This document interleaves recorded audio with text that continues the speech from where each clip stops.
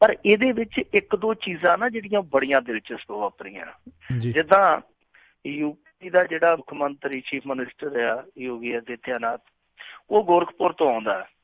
ਔਰ ਜਿਹੜਾ ਉੱਥੋਂ ਦਾ ਪੀਠ ਹੈ ਉਸ ਮੰਦਿਰ ਦਾ, ਗੋਰਖਨਾਥ ਦੇ ਮੰਦਿਰ ਦਾ ਜਿਹੜਾ ਪੀਠ ਹੈ, ਉਹਦਾ ਹੈੱਡ ਵੀ ਇਹ ਹੈ ਯੋਗੀ ਆਦਿੱਤਿਆਨਾਥ। ਤਾਂ ਉਹ ਜਿਹੜੇ ਵਾਰਡ ਦੇ ਵਿੱਚ ਪੈਂਦਾ, ਉਹ ਵਾਰਡ ਹੈਗਾ 68 68 ਨੰਬਰ ਵਾਰਡ, ਜੀ ਉੱਥੇ ਹੀ ਇਹਨੇ ਵੋਟ ਕੀਤੀ ਸੀ ਯੋਗੀ ਆਦਿੱਤਿਆਨਾਥ ਨੇ। ਤੇ ਕਮਾਲ ਦੀ ਗੱਲ ਆ ਕਿ ਉੱਥੋਂ ਇਹਨਾਂ ਦਾ ਜਿਹੜਾ ਕੈਂਡੀਡੇਟ ਸੀਗਾ ਉਹ ਹਾਰ ਗਿਆ। ਉੱਥੇ ਬੀਬੀ ਮਾਇਆ ਤ੍ਰਿਪਾਠੀ ਖਲੋਤੀ ਸੀਗੀ, ਉਹਨੂੰ ਇੱਕ ਆਜ਼ਾਦ ਉਮੀਦਵਾਰ ਬੀਬੀ ਨਾਦਰਾ ਖਾਤੂਨ ਨੇ ਹਰਾ ਦਿੱਤਾ। ਇਹ ਕਮਾਲ ਦਾ ਉੱਥੇ ਨਤੀਜਾ ਨਿਕਲਿਆ। ਔਰ ਇੱਕ ਹੋਰ ਵੀ ਕਮਾਲ ਦਾ ਨਤੀਜਾ ਮੈਂ ਦੇਖਦਾ ਪਿਆ ਸਾਂ। ਜਿਹੜਾ ਇਹਦਾ ਡਿਪਟੀ ਹੈ, ਯੋਗੀ ਦਾ ਡਿਪਟੀ ਹੈ, ਯਾਨੀ ਡਿਪਟੀ CM ਕੇਸ਼ਵ ਮੌਰਿਆ, ਜੀ ਉਹਨੂੰ ਵੀ ਬਹੁਤ ਬੁਰੀ ਤਰ੍ਹਾਂ ਹਾਰ ਦਾ ਸਾਹਮਣਾ ਕਰਨਾ ਪਿਆ। ਜਿਹੜਾ ਉਹਦਾ ਲੋਕਲ ਹਲਕਾ ਸੀਗਾ ਨਾ, ਉਸ ਹਲਕੇ ਦੇ ਵਿੱਚ ਕੌਸ਼ੰਬੀ ਨਗਰ ਪੰਚਾਇਤ ਦੀਆਂ ਜਿਹੜੀਆਂ 6 ਸੀਟਾਂ ਸੀ, ਉਹਨਾਂ ਦੇ ਵਿੱਚੋਂ ਇੱਕ ਵੀ ਨਹੀਂ ਜਿੱਤੀ ਭਾਰਤੀ ਜਨਤਾ ਪਾਰਟੀ। ਸਾਰਾ ਸਫਾਇਆ ਹੀ ਹੋ ਗਿਆ, ਮਤਲਬ ਕਿ ਬਿਲਕੁਲ ਵਾਈਟ ਵਾਸ਼ ਹੀ ਹੋ ਗਿਆ। ਸੋ ਇਹ ਦੋ ਚੀਜ਼ਾਂ ਬੜੀਆਂ ਹੈਰਾਨ ਕਰਦੀਆਂ। ਪਰ ਓਵਰਆਲ ਜਿਹੜਾ ਨਤੀਜਾ ਹੈ ਉਹ ਇਹਨਾਂ ਨੂੰ ਇੱਕ ਵਾਰ ਫਿਰ ਖੁਸ਼ ਕਰ ਗਿਆ, ਔਰ ਸੱਚਿਆਂ ਵੀ ਕਰ ਗਿਆ। ਇਹ ਹੁਣ ਜਾ ਕੇ ਦੇਖੋ ਗੁਜਰਾਤ ਚ ਕਹਿਣਗੇ ਕਿ ਦੇਖੋ GST ਤੇ ਮੋਹਰ ਲਾਈ ਉੱਤਰ ਪ੍ਰਦੇਸ਼ ਵਾਲਿਆਂ ਨੇ, ਔਰ ਦੂਰੀ ਹਰੀ ਠੱਪਾ ਲਾ ਦਿੱਤਾ। ਵੈਸੇ ਇੱਕ ਗੱਲ ਸੋਚਣ ਵਾਲੀ ਆ ਕਿ ਦੇਖੋ ਹਿਮਾਚਲ ਪ੍ਰਦੇਸ਼ ਦੇ ਨਤੀਜੇ ਇੰਨੇ ਲੇਟ ਕਰ ਦਿੱਤੇ ਕਿ ਦੂਸਰਾ ਨਤੀਜਾ ਪ੍ਰਭਾਵਿਤ ਨਾ ਹੋਵੇ ਗੁਜਰਾਤ ਵਾਲਾ, ਪਰ ਆ ਜਿਹੜਾ ਵਿੱਚ ਨਤੀਜਾ ਦਿੱਤਾ, ਇਹ ਸੋਚਣ ਵਾਲੀ ਗੱਲ ਹੈ ਕਿ ਕੀ ਇਹ ਗੁਜਰਾਤ ਤੇ ਇਫੈਕਟ ਨਹੀਂ ਪਾ ਸਕਦਾ। ਜੀ ਜੀ ਬਿਲਕੁਲ ਮਿੰਟੂ ਜੀ।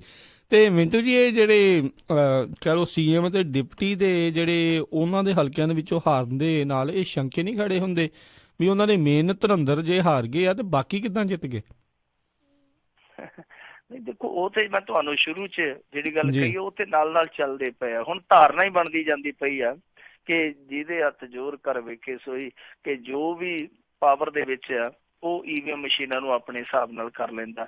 ਪਰ ਵੈਸੇ ਹੁਣ ਮੈਂ ਇਸ ਮਾਮਲੇ 'ਚ ਥੋੜਾ ਜਿਹਾ ਅਣਜਾਣ ਆ, ਅਗਿਆਨੀ ਆ, ਕਿ ਪਤਾ ਨਹੀਂ ਉੱਥੇ VVPAT ਮਸ਼ੀਨਾਂ ਵਰਤੀਆਂ ਗਈਆਂ ਜਾਂ ਨਹੀਂ, ਜਿਵੇਂ ਗੁਜਰਾਤ 'ਚ ਵਰਤੀਆਂ ਗਈਆਂ, ਹਿਮਾਚਲ 'ਚ ਜੇ ਨਹੀਂ ਵਰਤੀਆਂ ਗਈਆਂ EVM ਮਸ਼ੀਨਾਂ। ਪਰ ਇੱਥੋਂ ਵੀ EVM ਮਸ਼ੀਨਾਂ ਦੇ ਨਾਲ ਜਿਹੜੀ VVPAT ਮਸ਼ੀਨਾਂ ਜਿੱਥੇ ਜਿੱਥੇ ਵੀ ਇਹਨਾਂ ਨੇ ਵਿਵਸਥਾ ਕੀਤੀ ਗਈ ਸੀ, ਮੈਨੂੰ ਇਹ ਨਹੀਂ ਪਤਾ ਕਿ ਪੂਰੇ ਪ੍ਰਦੇਸ਼ 'ਚ ਕੀਤੀ ਗਈ ਸੀ ਜਾਂ ਪਾਰਟੀਕੂਲਰ ਇਲਾਕਿਆਂ 'ਚ ਕੀਤੀ ਗਈ ਸੀ, ਪਰ ਸ਼ਿਕਾਇਤਾਂ ਤੋਂ ਬਹੁਤ ਆਈਆਂ ਨੇ।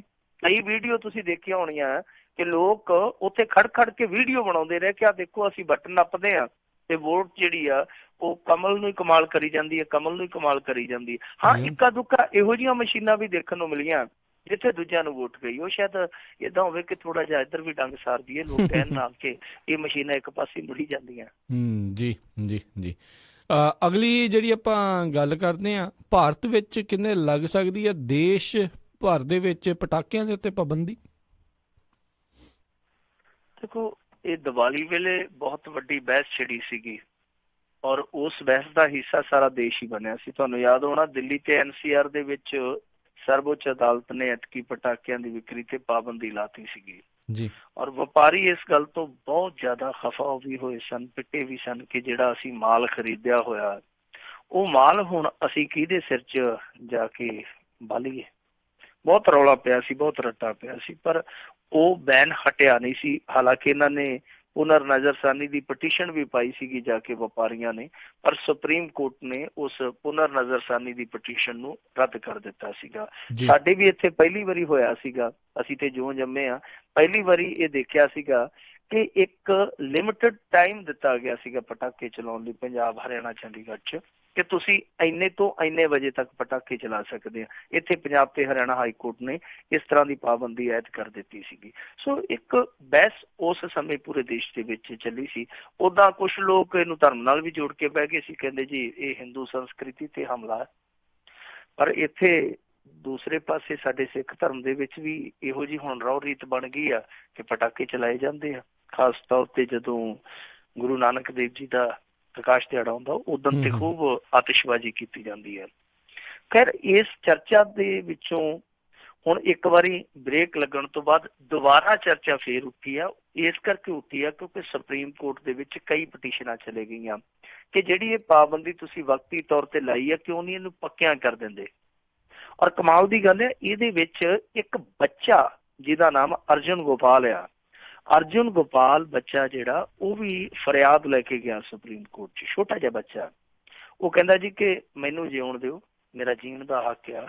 ਸੋ ਇਹ ਪ੍ਰਦੂਸ਼ਣ ਹੈ ਜਿਹੜਾ ਉਹ ਖਤਮ ਹੋਣਾ ਚਾਹੀਦਾ, ਖਾਸ ਤੌਰ ਤੇ ਜੋ ਪਟਾਖੇ ਚਲਾਏ ਜਾਂਦੇ ਆ ਜਾਂ ਜਿਹੜੀ ਇਹ ਪਰਾਲੀ ਮਚਾਈ ਜਾਂਦੀ ਆ, ਸਾਨੂੰ ਇਹਦੇ ਤੋਂ ਨਿਜਾਤ ਦਿਵਾਓ।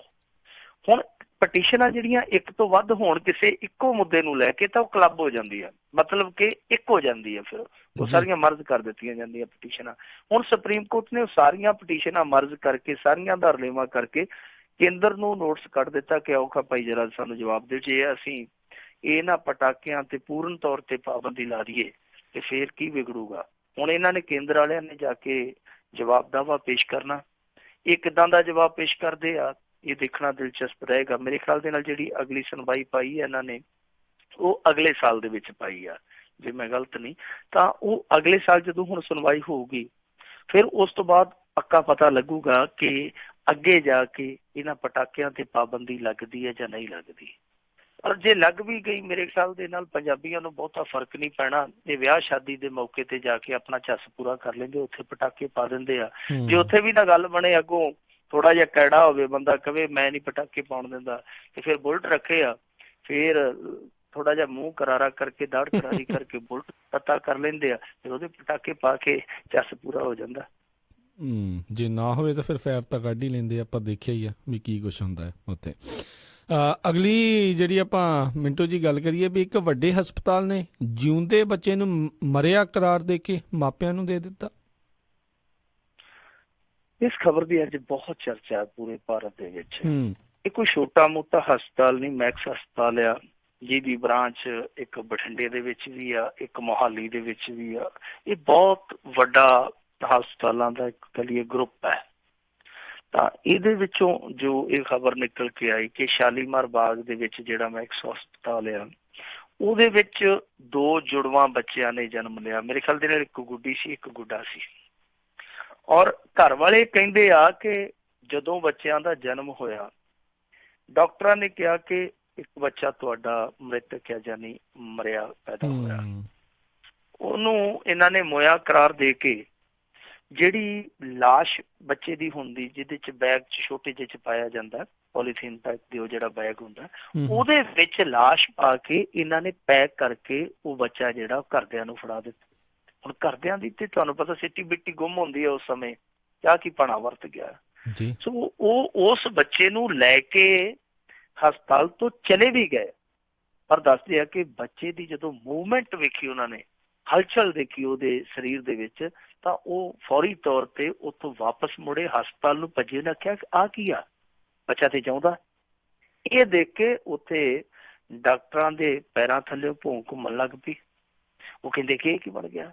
ਫਿਰ ਇਹਨਾਂ ਨੇ ਕਾਹਲੀ ਉਹ ਡਾਕਟਰ ਛੁੱਟੀ ਤੇ ਭੇਜ ਦਿੱਤਾ ਜਿਸ ਡਾਕਟਰ ਨੇ ਬੱਚੇ ਜਿਉਂਦੇ ਨੂੰ ਮ੍ਰਿਤਕ ਕਰਾਰ ਦੇ ਕੇ ਉਹਨਾਂ ਦੀ ਝੋਲੀ ਪਾ ਦਿੱਤਾ ਸੀ, ਉਹਨੂੰ ਨਾਲ ਦੀ ਨਾਲ ਛੁੱਟੀ ਤੇ ਭੇਜ ਦਿੱਤਾ। ਪਰ ਇਸ ਮਾਮਲੇ 'ਚ ਜਿਹੜਾ ਸਾਡਾ ਕੇਂਦਰੀ ਸਿਹਤ ਮੰਤਰੀ ਹੈ ਮਿਸਟਰ ਨੱਡਾ, ਉਸ ਕੇਂਦਰੀ ਮੰਤਰੀ ਨੇ ਫੌਰੀ ਤੌਰ ਤੇ ਇਸ ਮਾਮਲੇ ਦਾ ਨੋਟਿਸ ਲਿਆ। ਪੁੱਛਗਿੱਛ ਚੱਲਦੀ ਪਈ। ਹਸਪਤਾਲ ਵਾਲੇ ਕਹਿੰਦੇ ਆ ਕਿ ਅਸੀਂ ਜਾਂਚ ਪੜਤਾਲ ਕਰਵਾਵਾਂਗੇ। ਵੈਸੇ ਕੁਝ ਲੋਕ ਸਾਡੇ ਇੱਥੇ ਇਹਨੂੰ ਰੱਬ ਨਾਲ ਵੀ ਜੋੜੀ ਜਾਂਦੇ, ਕਹਿੰਦੇ ਜੀ ਕਿ ਇਹ ਰੱਬ ਦਾ ਕ੍ਰਿਸ਼ਮਾ ਵੀ ਹੋ ਜਾਂਦਾ। ਵੈਸੇ ਹੋ ਵੀ ਜਾਂਦਾ ਕਈ ਵਾਰੀ। ਇੱਕ ਵਾਰੀ ਅਸੀਂ ਚੁਟਕਲਾ ਨਹੀਂ ਸੁਣਿਆ, ਉਹ ਕਹਿੰਦੇ ਆ ਕਿ ਉਹ ਇੱਕ ਦੀ ਪਤਨੀ ਮਰ ਗਈ ਸੀਗੀ ਤੇ ਉਹ ਜਦੋਂ ਲਈ ਜਾਂਦੇ ਸੀ ਚੁੱਕ ਕੇ, ਉਹ ਕਿਤੇ ਖੰਭੇ ਨਾਲ ਟਕਰਾਈ ਉਹਦੀ ਅਰਥੀ, ਉਹ ਉੱਠ ਕੇ ਦੁਬਾਰਾ ਖੜੀ ਹੋ ਗਈ। ਤੇ ਜਦੋਂ ਫੇਰ ਦੂਜੀ ਵਾਰੀ ਮਰ ਗਈ ਤੇ ਉਹ ਲਈ ਜਾਂਦੇ ਸੀ ਲੋਕ, ਤੇ ਉਹ ਕਹਿੰਦਾ ਸੀ ਬਾਈ ਖੰਭੇ ਤੋਂ ਬਚਾ ਕੇ, ਖੰਭੇ ਤੋਂ ਬਚਾ ਕੇ। ਕਈ ਵਾਰੀ ਇਸ ਤਰ੍ਹਾਂ ਵੀ ਹੋ ਜਾਂਦਾ ਨਾ ਕਿ ਬੰਦਾ ਮਰਿਆ ਵੀ ਚਾਹੁੰਦਾ ਹੋ ਜਾਂਦਾ। ਇਹ ਸਾਡੀਆਂ ਇੱਥੇ ਮਿੱਥਾਂ ਨੇ, ਅਸੀਂ ਘੜੀਆਂ ਹੋਈਆਂ। ਕਈ ਸਾਡੇ ਪੰਜਾਬ ਦੇ ਵਿੱਚ ਏਦਾਂ ਦੇ ਵੀ ਕੇਸ ਆ, ਉਹ ਕਹਿੰਦੇ ਆ ਜੀ ਕਿ ਸਵਰਗਾਂ ਦੇ ਵਿੱਚੋਂ ਸੰਤਰੇ ਖਾ ਕੇ ਉਹ ਮੁੜੇ ਹੋਏ ਆ ਲੋਕ। ਇਸ ਤਰ੍ਹਾਂ ਦੇ ਬੰਦੇ ਵੀ ਮਿਲ ਜਾਂਦੇ ਆ ਤੁਹਾਨੂੰ। ਸੋ ਉਹ ਹੁਣ ਜੋੜਦੇ ਪਏ ਕਿ ਕੁਦਰਤ ਦਾ ਕ੍ਰਿਸ਼ਮਾ। ਪਰ ਜਿਹੜੇ ਲੋਕ ਡਾਕਟਰੀ ਵਿਗਿਆਨ ਦੇ ਨਾਲ ਜੁੜੇ, ਸਿਹਤ ਵਿਗਿਆਨ ਦੇ ਨਾਲ ਜੁੜੇ, ਉਹ ਕਹਿੰਦੇ ਕਿ ਸਿੱਧੇ ਤੌਰ ਤੇ ਡਾਕਟਰ ਦੀ ਅਣਗਹਿਲੀ ਹੈ। ਡਾਕਟਰ ਨੇ ਪ੍ਰੋਪਰ ਚੈੱਕ ਨਹੀਂ ਕੀਤਾ ਬੱਚੇ ਨੂੰ। ਵੈਸੇ ਅਣਗਹਿਲੀਆਂ ਜਿਹੜੀਆਂ ਉਹ ਇਸ ਤਰ੍ਹਾਂ ਦੀਆਂ ਅੱਗੇ ਵੀ ਆਈਆਂ ਨੇ। ਆ ਸਾਡੇ ਇੱਥੇ ਅੰਮ੍ਰਿਤਸਰ ਇੱਕ ਬਹੁਤ ਵੱਡਾ ਡਾਕਟਰ ਸੀਗਾ ਰੇਲਵੇ ਦਾ, ਇੱਕ ਐਸਾ ਡਾਕਟਰ ਨਹੀਂ, ਰੇਲਵੇ ਦਾ ਡਾਕਟਰ ਜੀ, ਰੇਲਵੇ ਦਾ ਡਾਕਟਰ ਸੀ। ਔਰ ਰੇਲਵੇ ਦੇ ਮੁਲਾਜ਼ਮ ਦੀ ਉਹਨੇ ਲੱਤ ਠੀਕ ਕਰਨੀ ਸੀ, ਯਾਨੀ ਆਪਰੇਟ ਕਰਨਾ ਸੀ। ਤੇ ਕਮਾਲ ਦੀ ਗੱਲ ਆ, ਸੱਜੀ ਲੱਤ ਦਾ ਆਪਰੇਸ਼ਨ ਕਰਨਾ ਸੀ, ਨੇ ਖੱਬੀ ਲੱਤ ਦਾ ਕਰਕੇ ਪਰੇ ਮਾਰਿਆ। ਬਹੁਤ ਰੌਲਾ ਪੈ ਗਿਆ। ਹੁਣ ਇਹ ਰੱਬ ਦਾ ਮੇਰੇ ਖਿਆਲ ਦੇ ਨਾਲ ਕੋਈ ਦੋਸ਼ ਨਹੀਂ ਹੈ। ਇਹ ਸਾਰੇ ਜਿਹੜੇ ਧਰਤੀ ਦੇ ਇੱਥੇ ਰੱਬ ਆ, ਉਹਨਾਂ ਦੇ ਵਿੱਚ ਕਿਤੇ ਨਾ ਕਿਤੇ ਨੁਕਸ ਏਦਾਂ ਦਾ ਬਣਦਾ ਜਾ ਰਿਹਾ। ਉਹ ਕਈ ਵਾਰੀ ਉਹਨਾਂ ਨੇ ਆਪਰੇਸ਼ਨ ਕਰਨਾ ਹੁੰਦਾ ਪੱਥਰੀ ਦਾ, ਤੇ ਵਿੱਚੋਂ ਗੁਰਦਾ ਹੀ ਗਾਇਬ ਹੋ ਜਾਂਦਾ, ਪਤਾ ਨਹੀਂ ਕਿੱਦਾਂ ਗਾਇਬ ਹੋ ਜਾਂਦਾ। ਇਹ ਸਭ ਕੁਝ ਜੋ ਚੱਲਦਾ ਪਿਆ ਇਹ ਬਹੁਤ ਉਲਟ ਆ। ਉਹ ਜਿਵੇਂ ਪਾਕਿਸਤਾਨ ਦਾ ਸ਼ਹਿਰ ਸੀ ਨਾ, ਮੁਸ਼ਤਾਕ ਆਲਮ ਗੋਗਾ, ਉਹਨੇ ਇੱਕ ਵਾਰੀ ਆਖਿਆ ਸੀਗਾ, ਉਹਨੇ ਆਖਿਆ ਸਾਡੇ ਚੌਂਕਾਂ ਦੇ ਵਿੱਚ ਆਲਣੇ ਤੇ ਆਈ ਅੰਨਿਆ ਹੱਥ ਗਲੇਲ। ਇਹ ਲੋਕ ਵਿਚਾਰੇ ਆ ਜਿਹੜੇ ਉਹ ਲੋਕ ਆ ਜਿਨ੍ਹਾਂ ਦੇ ਚੌਂਕਾਂ ਚ ਆਲਣੇ ਤੇ ਇਹਨਾਂ ਅੰਨਿਆਂ ਦੇ ਹੱਥ ਗਲੇਲ ਆ। ਇਹ ਕਿਤੇ ਨਾ ਕਿਤੇ ਰੋਕ ਲੱਗਣੀ ਚਾਹੀਦੀ ਆ। ਅਸੀਂ 2 ਦਿਨ ਪਹਿਲਾਂ ਇਹ ਖਬਰ ਆਉਂਦੀ ਪਈ ਸੀਗੀ ਕਿ ਦਿੱਲੀ ਦੇ ਵਿੱਚ ਹੀ ਇੱਕ ਬਹੁਤ ਵੱਡੇ ਹਸਪਤਾਲ ਨੇ ਇੱਕ ਬੱਚੀ ਨੂੰ ਡੇਂਗੂ ਹੋਇਆ ਤਾਂ ਉਹਦਾ ਬਿੱਲ ਹੈ ਜਿਹੜਾ ਉਹ 16 ਲੱਖ ਰੁਪਏ ਦਾ ਬਣਾ ਦਿੱਤਾ। ਹੁਣ ਹਾਈ ਕੋਰਟ ਨੇ ਉਹਨਾਂ ਨੂੰ ਨੋਟਿਸ ਭੇਜ ਦਿੱਤਾ ਕਿ ਤੁਸੀਂ ਸਾਨੂੰ ਕਿਰਪਾ ਕਰਕੇ ਇਹ ਦੱਸ ਦਿਓ ਕਿ ਜਿਹੜੇ ਤੁਸੀਂ 2500-2600 ਗਲਵਜ਼ ਵਰਤੇ ਆ ਉਸ ਬੱਚੀ ਤੇ 600-700 ਸਰਿੰਜਾਂ ਵਰਤੀਆਂ, ਇਹ ਕਾਹਦੇ ਲਈ ਵਰਤੀਆਂ, ਕਿੱਥੇ ਵਰਤੀਆਂ, ਤੁਸੀਂ ਇੰਨਾ ਹੀ ਦੱਸ ਦਿਓ ਕਿਰਪਾ ਕਰਕੇ ਸਾਨੂੰ। ਇਹ ਜੋ ਹਸਪਤਾਲ ਇਸ ਸਮੇਂ ਕੰਮ ਕਰਦੇ ਪਏ ਆ, ਇਹ ਤੋਂ ਲੱਗਦਾ ਇਹ ਆ ਕਿ ਇਹ ਜਿਹੜੀਆਂ ਇੱਕਾ ਦੁੱਕਾ ਕਹਾਣੀਆਂ ਰਹਿ ਕੇ ਸਾਹਮਣੇ ਆ ਜਾਂਦੀਆਂ, ਇਹ ਅਸਲ ਦੇ ਵਿੱਚ ਊਜ ਲਾਉਂਦੀਆਂ, ਊਜ ਉਹਨਾਂ ਲੋਕਾਂ ਨੂੰ ਲਾਉਂਦੀਆਂ ਜਿਹੜੇ ਲੋਕ ਸੁੱਤੇ ਤੁਰੇ ਫਿਰਦੇ ਆ। ਜਾਗ ਜਾਓ ਕਿ ਦੇਖੋ ਇੱਥੇ ਹਸਪਤਾਲ ਜਿਹੜੇ ਲੁੱਟਖਾਨੇ ਬਣੇ ਪਏ ਆ, ਤਾਂ ਜਿਨ੍ਹਾਂ ਨੇ ਰੋਕਣਾ ਉਹ ਅਸਲ ਦੇ ਵਿੱਚ ਉਹਨਾਂ ਹਸਪਤਾਲਾਂ ਦੇ ਹਿੱਸੇਦਾਰ ਆ। ਇਹ ਬੜਾ ਵੱਡਾ ਦੁਖਾਂਤ ਆ ਕਿ ਇਸ ਸਮੇਂ ਨਿੱਜੀ ਹਸਪਤਾਲ ਹੈ ਜਿਹੜੇ ਉਹ ਲਗਭਗ ਕਸਾਈਖਾਨੇ ਬਣ ਚੁੱਕੇ ਆ, ਇੱਕਾ ਦੁੱਕਾ ਨੂੰ ਛੱਡ ਕੇ। ਸੋ ਇਹ ਕਸਾਈਖਾਨੇ ਬੰਦ ਕਰਕੇ ਸਰਕਾਰੀ ਹਸਪਤਾਲਾਂ ਵਾਲੀ ਜਿਹੜੀ ਵਿਵਸਥਾ ਉਹ ਠੀਕ ਕਰਨ ਦੀ ਜ਼ਰੂਰਤ ਆ। ਜੀ ਜੀ ਜੀ। ਅਗਲੀ ਆਪਾਂ ਮਿੰਟੂ ਜੀ ਗੱਲ ਕਰਦੇ ਹਾਂ, ਸੁਖਪਾਲ ਖਹਿਰਾ ਨੂੰ ਸੁਪਰੀਮ ਕੋਰਟ ਤੋਂ ਮਿਲੀ ਰਾਹਤ। ਦੇਖੋ ਸੁਖਪਾਲ ਸਿੰਘ ਖਹਿਰਾ ਮੇਰੇ ਖਿਆਲ ਦੇ ਨਾਲ ਹੁਣ 4-5 ਦਿਨ ਨਹੀਂ, 4-5 ਹਫ਼ਤੇ ਵਧੀਆ ਆਰਾਮ ਨਾਲ ਸੌਂ ਸਕਦਾ। ਆ ਪਿਛਲੇ ਉਹਦੇ 2 ਹਫ਼ਤੇ ਆ ਜਿਹੜੇ, ਉਹ ਮੈਨੂੰ ਲੱਗਦਾ ਕਿ ਨੀਂਦਰੇ ਚ ਵੀ ਉਹ ਕਦੇ ਬੀਬੀ ਜਗੀਰ ਕੌਰ ਦੇ ਮਗਰ ਪੈ ਜਾਂਦਾ ਹੋਊਗਾ ਤੇ ਕਦੇ ਮਜੀਠੀਏ ਦੇ ਮਗਰ। ਇਸ ਤਰ੍ਹਾਂ ਦੇ ਹਾਲਾਤ ਉਹਦੇ ਹੋਏ ਪਏ ਸੀਗੇ।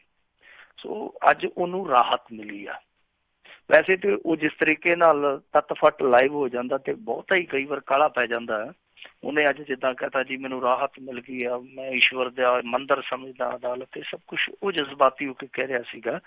ਪਰ ਨਾਲ ਉਹਨੂੰ ਇਹ ਜ਼ਰੂਰ ਦੱਸਣਾ ਚਾਹੀਦਾ ਕਿ ਰਾਹਤ ਜਿਹੜੀ ਆ ਵਕਤੀ ਤੌਰ ਤੇ ਰਾਹਤ ਆ, ਕਿਉਂਕਿ ਉਹਦੇ ਸਮਰਥਕ ਆ ਜਿਹੜੇ ਉਹ ਉਸ ਗੱਲ ਨੂੰ ਗੰਢ ਦੇ ਲੈਂਦੇ ਕਿ ਲਓ ਵੀ ਕੰਮ ਨਿਬੜ ਗਿਆ।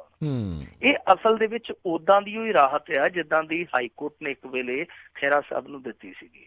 ਕਿਉਂਕਿ ਇਹਨਾਂ ਨੇ ਜਾ ਕੇ ਜਦੋਂ ਹਾਈ ਕੋਰਟ 'ਚ ਅਪੀਲ ਪਾਈ ਸੀਗੀ ਤਾਂ ਉਹਨਾਂ ਨੇ ਨਾਲ ਦੀ ਨਾਲ ਜਿਹੜੀ ਹੇਠਲੀ ਅਦਾਲਤ ਦੀ ਪ੍ਰੋਸੀਡਿੰਗ ਸੀਗੀ ਉਹ ਰੋਕ ਦਿੱਤੀ ਸੀਗੀ ਕਿ ਭਾਈ ਤੁਹਾਡੀ ਪ੍ਰੋਸੀਡਿੰਗ ਰੁਕ ਰਹੀ ਆ ਜਦੋਂ ਤੱਕ ਹਾਈ ਕੋਰਟ ਫੈਸਲਾ ਨਹੀਂ ਦਿੰਦਾ। ਹਾਈ ਕੋਰਟ ਨੇ ਫੈਸਲਾ ਇਹਨਾਂ ਦੇ ਉਲਟ ਦਿੱਤਾ, ਪ੍ਰੋਸੀਡਿੰਗ ਨਾਲ ਦੀ ਨਾਲ ਸ਼ੁਰੂ ਹੋ ਗਈ। ਦੂਜੀ ਵਾਰ ਕੱਲ ਫਿਰ ਸੰਮਨ ਹੋ ਗਈ ਸੀ ਉੱਥੋਂ। ਤਾਂ ਹੁਣ ਇਹੀ ਚੀਜ਼ ਫਿਰ ਸੁਪਰੀਮ ਕੋਰਟ 'ਚ ਵਾਪਰੀ ਆ। ਇਹਨਾਂ ਨੇ ਅਪੀਲ ਪਾਈ, ਇਹਨਾਂ ਦੇ ਬੇਟੇ ਵੈਸੇ ਵਕੀਲ ਆ। ਜਦੋਂ ਘਰ ਦਾ ਵਕੀਲ ਹੋਵੇ ਨਾ, ਇਹ ਵੀ ਇੱਕ ਸੁੱਖ ਆ, ਘਰ ਦਾ ਡਾਕਟਰ ਤੇ ਵਕੀਲ, ਮੇਰੇ ਖਿਆਲ ਦੇ ਨਾਲ ਇਹ ਵੀ ਜ਼ਰੂਰੀ ਆ। ਓਦਾਂ ਹੁਣ ਪੰਜਾਬ 'ਚ ਇਹ ਵੀ ਲੋਕੀ ਕਹਿਣ ਲੱਗ ਪਏ ਆ ਕਿ ਇੱਕ ਥੋੜਾ ਜਿਹਾ ਨਾ ਉਹ ਬੰਦਾ ਖਾੜਕੂ ਧਾੜਕੂ ਟਾਈਪ ਦਾ ਵੀ ਬੰਦਾ ਚਾਹੀਦਾ, ਜ਼ਮਾਨਾ ਬਹੁਤ ਖਰਾਬ ਆ ਘਰ 'ਚ। ਸੋ ਇਹ ਹੁਣ ਜਿਹੜਾ ਇਹਦਾ ਬੇਟਾ ਉਹ ਉੱਥੇ ਇੱਕ ਵਾਰੀ ਤੇ ਇਹਨੂੰ ਰਾਹਤ ਦਿਵਾਉਣ 'ਚ ਕਾਮਯਾਬ ਰਿਹਾ ਵਾ। ਪਰ ਇਹ ਰਾਹਤ ਜਿੱਦਾਂ ਮੈਂ ਤੁਹਾਨੂੰ ਦੱਸੀ ਆ ਕਿ ਇਹ ਰਾਹਤ ਵਕਤੀ ਤੌਰ ਤੇ ਆ। ਹੁਣ 4 ਹਫ਼ਤਿਆਂ ਦਾ ਟਾਈਮ ਦਿੱਤਾ, 4 ਹਫ਼ਤਿਆਂ ਦੀ ਹੇਠਲੀ ਅਦਾਲਤ ਦੀ ਪ੍ਰੋਸੀਡਿੰਗ ਰੁਕ ਗਈ ਔਰ ਇਹ ਰੋਕੀ ਜਾਣੀ ਸੀਗੀ ਕਿਉਂਕਿ ਹੇਠਾਂ ਤੋਂ ਰਿਕਾਰਡ ਜਾਣਾ ਹੈ ਸਾਰਾ, ਸੁਪਰੀਮ ਕੋਰਟ 'ਚ ਰਿਕਾਰਡ ਜਾਏਗਾ, ਫਿਰ ਉਸ ਰਿਕਾਰਡ ਤੇ ਬਹਿਸ ਹੋਣੀ ਹੈ, ਦੋਵਾਂ ਪੱਖਾਂ ਨੇ ਉੱਥੇ ਜ਼ਿਰਾ ਕਰਨੀ ਆ। ਤਾਂ ਇੱਕ ਵਾਰੀ ਇਹ ਪ੍ਰੋਸੀਡਿੰਗ ਜਿਹੜੀ ਹੈ ਉਸ ਵੈਕੀ ਰੁਕਣੀ ਸੀਗੀ। ਹੁਣ ਅਸਲ ਦੇ ਵਿੱਚ ਇੱਥੇ ਫੈਸਲਾ ਹੋਣਾ ਸੁਪਰੀਮ ਕੋਰਟ 'ਚ ਕਿ ਕੀ ਖਹਿਰਾ ਕੇਸ ਚੱਲੇਗਾ ਜਾਂ ਇਸ ਕੇਸ ਤੋਂ ਬਾਹਰ ਬਚ ਜਾਏਗਾ। ਸੋ ਅੰਤਲਾ ਫੈਸਲਾ ਹੁਣ ਜਿਹੜਾ ਉਹ ਸੁਪਰੀਮ ਕੋਰਟ ਨੇ ਕਰਨਾ। ਔਰ ਇੱਥੇ ਮੈਂ ਤਾਂ ਕਿਹਾ ਸੀਗਾ ਕਿ 4-5 ਹਫ਼ਤੇ ਸੁਖਪਾਲ ਸਿੰਘ ਖਹਿਰਾ ਚੈਨ ਨਾਲ ਸੌਂ ਸਕਦਾ, ਕਿਉਂਕਿ 4 ਹਫ਼ਤਿਆਂ ਦਾ ਤਾਂ ਉਹਨਾਂ ਨੇ ਟਾਈਮ ਇਸ ਕਰਕੇ ਦਿੱਤਾ ਕਿਉਂਕਿ ਸੁਣਵਾਈ ਦੀ ਤਰੀਕ ਮਿੱਥੀ ਗਈ ਆ। ਹੁਣ ਉੱਥੇ ਰਿਕਾਰਡ ਜਾਏਗਾ, 1-2 ਤਰੀਕਾਂ ਤੇ ਬਹਿਸ ਹੋਏਗੀ, ਫਿਰ ਫੈਸਲਾ ਹੋਏਗਾ। ਜੱਜ ਚਾਹਣਗੇ ਤਾਂ ਉਦਾਂ ਹੀ ਸੁਣਾ ਦੇਣਗੇ, ਨਹੀਂ ਤੇ ਰਾਖਵਾਂ ਰੱਖਿਆ ਜਾ ਸਕਦਾ। ਤਾਂ ਮੈਨੂੰ ਲੱਗਦਾ ਕਿ 4-5 ਹਫ਼ਤੇ ਨਹੀਂ, ਹੋ ਸਕਦਾ ਕਿ 4-5 ਮਹੀਨੇ ਵੀ ਸੁਖਪਾਲ ਸਿੰਘ ਖਹਿਰਾ ਸਰਾਣਾ ਲੈਣ ਦੀ ਥਾਂ ਤੇ ਬਾਂਹ ਸਰਾਣੇ ਦੇ ਕੇ ਬੇਫਿਕਰ ਹੋ ਕੇ ਸੌਂ ਸਕਦਾ। ਪਰ ਅੰਤ ਦੇ ਵਿੱਚ ਜੇ ਫੈਸਲਾ ਉੱਥੋਂ ਵੀ ਉਲਟ ਆਉਂਦਾ ਫਿਰ ਕੰਮ ਔਖਾ ਹੋ ਬਿਲਕੁਲ ਬਿਲਕੁਲ। ਅਗਲੀ ਆਪਾਂ ਗੱਲ ਕਰਦੇ ਹਾਂ, ਹਾਈ ਕੋਰਟ ਨੇ ਕਿਸਾਨਾਂ ਤੇ ਟੈਕਸ ਲਾਉਣ ਸੰਬੰਧੀ ਕੇਂਦਰ ਤੋਂ ਜਵਾਬ ਤਲਬ ਕੀਤਾ ਹੈ। ਦੇਖੋ, ਇਹ ਕਿਸਾਨ ਉਹ ਕਿਸਾਨ ਨਹੀਂ ਹੈ ਜਿਹੜੇ ਵਿਚਾਰੇ ਅਸਲ ਕਿਸਾਨ ਆ। ਇਹ ਜਿਹੜਾ ਟੈਕਸ ਲਾਉਣ ਸੰਬੰਧੀ ਇਹਨਾਂ ਨੇ ਨੋਟਿਸ ਜਾਰੀ ਕੀਤਾ, ਇਹ ਉਹ ਕਿਸਾਨ ਆ ਜਿਹੜੇ ਕਿਸਾਨ ਦੀ ਆੜ ਦੇ ਵਿੱਚ ਅਸਲ ਕਿਸਾਨ ਦਾ ਨੁਕਸਾਨ ਕਰਦੇ ਆ। ਭਾਵ ਇਹ ਆ ਕਿ ਜਿਹੜੇ ਧੰਨਾ ਸੇਠ ਕਿਸਾਨ ਆ, ਇਹਨਾਂ ਦੇ ਵਿੱਚ ਬਾਦਲ ਸਾਹਿਬ ਵਰਗੇ ਗਰੀਬ ਕਿਸਾਨ ਵੀ ਆ ਜਾਂਦੇ ਆ, ਕੈਪਟਨ ਅਮਰਿੰਦਰ ਸਾਹਿਬ ਵਰਗੇ ਜਿਹੜੇ ਅਤੀ ਗਰੀਬ ਕਿਸਾਨ ਉਹ ਵੀ ਆ ਜਾਂਦੇ ਆ, ਹੋਰ ਵੀ ਕਈ ਕਿਸਾਨ ਆ ਜਾਂਦੇ ਆ। ਹੁਣ ਇਹ ਮਸਲਾ ਜਿਹੜਾ ਉਹ ਕੁਛ ਸਮਾਜ ਸੇਵੀ ਸੱਜਣਾ ਨੇ ਹਾਈ ਕੋਰਟ 'ਚ ਉਠਾਇਆ। ਉਹ ਕਹਿੰਦੇ ਆ ਕਿ ਦੇਖੋ, ਇਹਨਾਂ ਨੂੰ ਕੀ ਸੂਲ ਹੋਇਆ, ਇਹ ਕਿਉਂ ਨਹੀਂ ਟੈਕਸ ਭਰ ਸਕਦੇ ਜਿਨ੍ਹਾਂ ਦੇ ਕੋਲ ਸੈਂਕੜੇ ਮਰਬਿਆਂ 'ਚ ਜ਼ਮੀਨ ਆ। ਕੁਛ ਬੰਦਿਆਂ ਕੋਲ ਏਦਾਂ ਦੇ ਆ ਪੰਜਾਬ 'ਚ ਜਿਨ੍ਹਾਂ ਦੇ ਕੋਲ ਸੈਂਕੜੇ ਮਰਬਿਆਂ ਦੇ ਹਿਸਾਬ ਨਾਲ, ਵੈਸੇ ਤੇ ਮਰਬੇ ਹੀ ਬਹੁਤ ਹੁੰਦੇ ਆ, ਕਈਆਂ ਦੇ ਕੋਲ ਦੱਸਦੇ ਆ ਕਿ ਸੈਂਕੜੇ ਮਰਬਿਆਂ 'ਚ ਵੀ ਪ੍ਰਾਪਰਟੀ ਹੈ ਬਾਹਰਲੇ ਸੂਬਿਆਂ ਤੱਕ ਜੀ। ਤਾਂ ਉਹ ਕਹਿੰਦੇ ਆ ਕਿ ਜਿਨ੍ਹਾਂ ਦੇ ਕੋਲ ਇੰਨੀ ਜ਼ਮੀਨ ਜਾਇਦਾਦ ਆ, ਉਹ ਖੇਤੀ ਤੋਂ ਇਨਕਮ ਨਹੀਂ ਕਰਦੇ, ਬਲਕਿ ਖੇਤੀ ਨੂੰ ਇੱਕ ਕਾਰੋਬਾਰ ਦੇ ਤੌਰ ਤੇ ਵਰਤਦੇ ਆ। ਕਾਰੋਬਾਰ ਦੇ ਤੌਰ ਤੇ ਇਉਂ ਵਰਤਦੇ ਆ ਕਿ ਉਹਦਾ ਠੇਕਾ ਹਿੱਸਾ ਵੀ ਬਹੁਤ ਵੱਡੇ ਪੱਧਰ ਤੇ ਲੈਂਦੇ ਆ। ਉਸ ਪੈਸੇ ਨੂੰ ਅੱਗੇ ਜਾ ਕੇ ਕਾਰੋਬਾਰ 'ਚ ਇਨਵੈਸਟ ਕੀਤਾ ਜਾਂਦਾ। ਔਰ ਇਹ ਨਹੀਂ, ਉਲਟਾ ਕੀ ਹੁੰਦਾ ਵਾ ਕਿ ਕੁਛ ਖੇਤੀਯੋਗ ਜ਼ਮੀਨ ਜਿਹੜੀ ਹੈ ਉਹ ਕਾਸ਼ਤ ਕਰਕੇ ਵਿਖਾ ਕੇ ਜਿਹੜਾ ਉਹ ਦੂਸਰੇ ਕਾਰੋਬਾਰਾਂ ਦਾ ਪੈਸਾ ਹੁੰਦਾ ਉਹ ਉਹਦੇ 'ਚ ਦਿਖਾ ਕੇ, ਕਮਾਈ ਦੇ ਰੂਪ 'ਚ ਦਿਖਾ ਕੇ ਟੈਕਸ ਚੋਰੀ ਕਰ ਲਿਆ ਜਾਂਦਾ। ਮਤਲਬ ਕਿ ਦੋਹਰੀ ਖੱਟੀ ਹੈ। ਸੋ ਇਹਨਾਂ ਲੋਕਾਂ ਤੇ ਲਗਾਮ ਕੱਸਣ ਲਈ ਹਾਈ ਕੋਰਟ ਦੇ ਵਿੱਚ ਗੁਹਾਰ ਲਾਈ ਗਈ ਸੀਗੀ। ਹਾਈ ਕੋਰਟ ਨੇ ਹੁਣ ਕੇਂਦਰ ਤੋਂ ਨੋਟਿਸ ਕਰਕੇ ਪੁੱਛਿਆ ਕਿ ਕੀ ਇਸ ਤਰ੍ਹਾਂ ਦੀ ਵਿਵਸਥਾ ਕੀਤੀ ਜਾ ਸਕਦੀ ਹੈ ਕਿ ਕਿਸਾਨਾਂ ਦੀਆਂ ਸ਼੍ਰੇਣੀਆਂ ਬਣਾ ਕੇ ਜਿਹੜੇ ਅਮੀਰ ਕਿਸਾਨ ਆ, ਜਿਹੜੇ ਸਰਦੇ ਪੁੱਜਦੇ ਕਿਸਾਨ ਆ, ਜਿਹੜੇ ਨਵਾਬੀ ਭੋਗਦੇ ਆ, ਕਿ ਇਹਨਾਂ ਕਿਸਾਨਾਂ ਤੋਂ ਟੈਕਸ ਲਿਆ ਜਾ ਸਕਦਾ। ਕੋਈ ਕਾਨੂੰਨ 'ਚ ਏਦਾਂ ਦਾ ਪ੍ਰਬੰਧ ਹੈ, ਕੋਈ ਇਸ ਤਰ੍ਹਾਂ ਦੀ ਵਿਵਸਥਾ, ਕੋਈ ਇਸ ਤਰ੍ਹਾਂ ਦੀ ਮੱਦ ਹੈ। ਹੁਣ ਕੇਂਦਰ ਦਾ ਜਿਹੜਾ ਇਨਕਮ ਟੈਕਸ ਵਿਭਾਗ ਆ ਉਹ ਆਪਣੇ ਵਿਭਾਗ ਨੂੰ ਜਾਣਕਾਰੀ ਦੇਗਾ, ਜਾਂ ਫਿਰ ਜਿਹੜਾ ਇਹਨਾਂ ਦਾ ਰਿਪਰੈਜ਼ੈਂਟੇਟਿਵ ਹੋਏਗਾ ਸਰਕਾਰ ਦਾ, ਕੇਂਦਰ ਦਾ ਵਕੀਲ, ਉਹ ਆ ਕੇ ਦੱਸੇਗਾ ਕਿ ਹਾਂਜੀ ਇਸ ਤਰ੍ਹਾਂ ਦੀ ਵਿਵਸਥਾ ਹੈ ਜਾਂ ਨਹੀਂ ਹੈ। ਤਾਂ ਆਉਣ ਵਾਲੇ ਸਮੇਂ 'ਚ ਇਹ ਵੀ ਇੱਕ ਕਾਨੂੰਨੀ ਲੜਾਈ ਦਿਲਚਸਪ ਰਹੇਗੀ। ਪਰ ਜੇ ਅਸੀਂ ਖੁੱਲ੍ਹ ਦਿਲੀ ਨਾਲ ਦੇਖੀਏ, ਫਰਾਕ ਦਿਲੀ ਨਾਲ ਦੇਖੀਏ, ਤਾਂ ਦੇਖੋ ਸਬਸਿਡੀਆਂ ਦਾ ਲਾਹਾ ਵੀ ਜਿਹੜੇ ਆ ਉਹ ਵੱਡੇ ਕਿਸਾਨ ਲਈ ਜਾਂਦੇ। ਆਪਾਂ ਇੱਕ ਦਿਨ ਚੰਗੀ ਤਰ੍ਹਾਂ ਤੱਥਾਂ ਨਾਲ ਉਹ ਖਬਰ ਵਿਚਾਰੀ ਸੀਗੀ ਕਿ ਕਿਸ ਤਰੀਕੇ ਨਾਲ 6000 ਦੀ ਇਕੱਲੀ ਬਿਜਲੀ ਸਬਸਿਡੀ ਹੈ ਕਿਸਾਨਾਂ ਲਈ, ਜਿਹਦੇ ਚੋਂ 4000 ਕਰੋੜ ਰੁਪਈਏ ਦੀ ਜਿਹੜੀ ਬਿਜਲੀ ਸਬਸਿਡੀ ਆ ਉਹ ਵੱਡੇ ਕਿਸਾਨਾਂ ਦੇ ਝੋਲੀ 'ਚ ਪੈ ਜਾਂਦੀ ਹੈ, ਖਾਤੇ 'ਚ ਪੈ ਜਾਂਦੀ ਆ। ਯਾਨੀ ਜਿਹੜਾ ਛੋਟਾ ਕਿਸਾਨ ਆ ਉਹਦੇ ਹਿੱਸੇ ਮਹਿਜ 2000 ਕਰੋੜ ਰੁਪਈਏ ਦੀ ਜਿਹੜੀ ਸਬਸਿਡੀ ਆਉਂਦੀ ਆ। ਯਾਨੀ ਇਹਦਾ ਮਤਲਬ ਹੈ ਕਿ ਕਿਸਾਨ ਦੇ ਨਾਂ ਤੇ ਸ਼ੁਰੂ ਕੀਤੀ ਗਈ ਯੋਜਨਾ ਵੱਡਾ ਕਿਸਾਨ ਖਾ ਰਿਹਾ।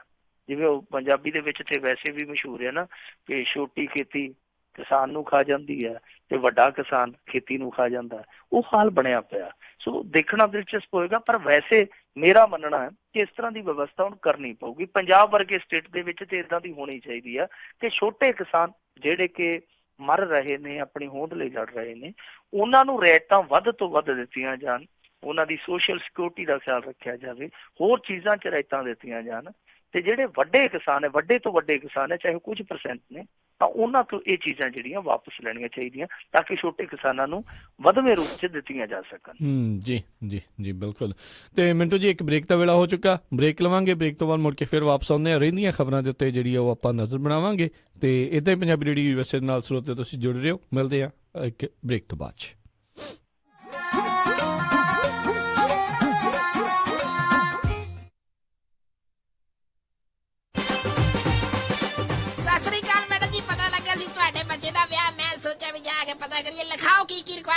ਹਾਂਜੀ, ਦੇਖੋ 1300 ਤੋਂ 1400 ਤੱਕ ਦੀ ਸਾਡੀ ਗੈਦਰਿੰਗ ਹੋਏਗੀ। ਐਨੀ ਤੇ ਪਾਰਟੀ ਹਾਲ ਮੈਨੂੰ ਬਿਲਕੁਲ ਨਵਾਂ ਨਕੋਰ ਚਾਹੀਦਾ। ਅੱਛਾ ਜੀ।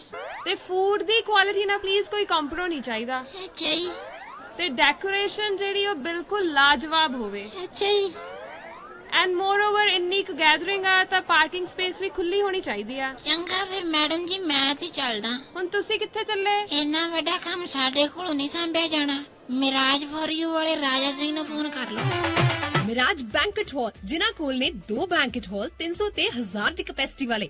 ਮਿਰਾਜ ਬੈਂਕਟ ਹਾਲ, ਜਿਨ੍ਹਾਂ ਕੋਲ ਹੈ ਨੰਬਰ 1 ਕੇਟਰਿੰਗ ਇਨ ਟਾਊਨ, ਬੈਸਟ ਸਵੀਟਸ ਤੇ ਤੁਹਾਡੇ ਫੰਕਸ਼ਨ ਲਈ ਬੈਸਟ ਐਂਬੀਐਂਸ।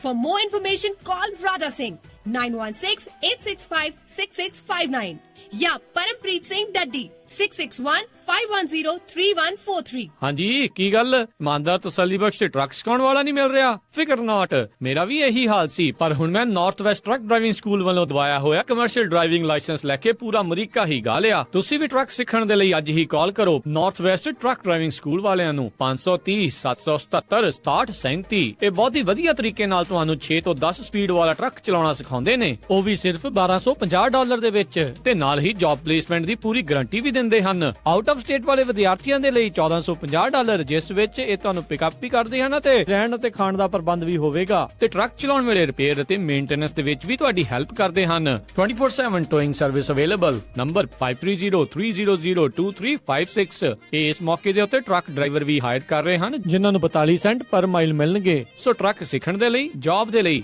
ਅੱਜ ਹੀ ਕਾਲ ਕਰੋ north West truck driving school 530 751 51 15 530 751 5115 north West truck driving school.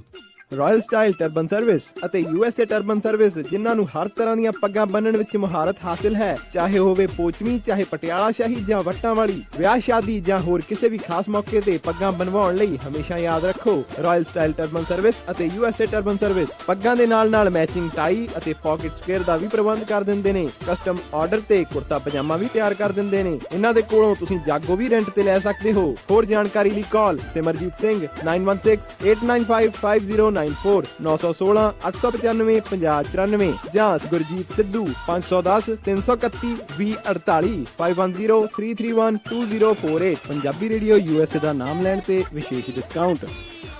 ਮੁਸੀਬਤਾਂ ਕਦੇ ਵੀ ਦੱਸ ਕੇ ਨਹੀਂ ਆਉਂਦੀਆਂ, ਇਸ ਲਈ ਖਾਲਸਾ ਇੰਸ਼ੋਰੈਂਸ ਏਜੰਸੀ ਦੇ ਲਾਈਫ ਇੰਸ਼ੋਰੈਂਸ ਪਲਾਨਸ ਲਾਈਫ ਦੇ ਵਿੱਚ ਮੁਸੀਬਤਾਂ ਲਈ ਹਮੇਸ਼ਾ ਰਹੋ ਤਿਆਰ। ਇਸ ਦੇ ਬਾਰੇ ਕੋਈ ਵੀ ਜਾਣਕਾਰੀ ਲਈ ਕਾਲ ਕਰੋ Khalsa insurance agency 408 272 2500 4082722500।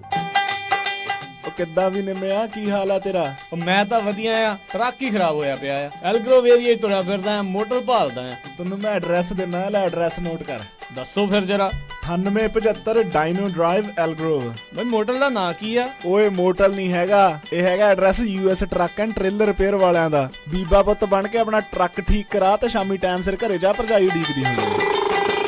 US truck and trailer repair, ਜਿਨ੍ਹਾਂ ਕੋਲੋਂ ਤੁਸੀਂ engine work, transmission, rear and clutch, oil change ਜਾਂ ਬ੍ਰੇਕ ਸਰਵਿਸ ਵਰਗਾ ਕੋਈ ਵੀ ਕੰਮ ਕਰਾ ਸਕਦੇ ਹੋ। ਇਹ ਹਰ ਤਰੀਕੇ ਦੇ ਟਰੱਕ ਅਤੇ ਟ੍ਰੇਲਰਾਂ ਦੀਆਂ ਅਲਾਈਨਮੈਂਟ ਅਤੇ ਮੁਰੰਮਤ ਕਰਦੇ ਨੇ, ਤੇ ਤੁਸੀਂ ਇਹਨਾਂ ਤੋਂ ਆਪਣੇ ਟਰੱਕਾਂ ਲਈ ਪੁਰਾਣੇ ਅਤੇ ਨਵੇਂ ਟਾਇਰ ਬਹੁਤ ਹੀ ਵਾਜਿਬ ਦਾਮਾਂ ਤੇ ਵੀ ਖਰੀਦ ਸਕਦੇ ਹੋ। ਇਹ ਹਫਤੇ ਦੇ 7 ਦਿਨ ਸਵੇਰੇ 8 ਤੋਂ ਲੈ ਕੇ 6 ਵਜੇ ਤੱਕ ਖੁੱਲੇ ਰਹਿੰਦੇ ਨੇ। ਹੋਰ ਜਾਣਕਾਰੀ ਲਈ ਆਪ ਜੀ ਕਾਲ ਕਰੋ 916 686 2664 916 686 2664 ਤੇ ਇਹਨਾਂ ਦਾ ਐਡਰੈਸ ਹੈ 9875 Dino drive Elk Grove, California.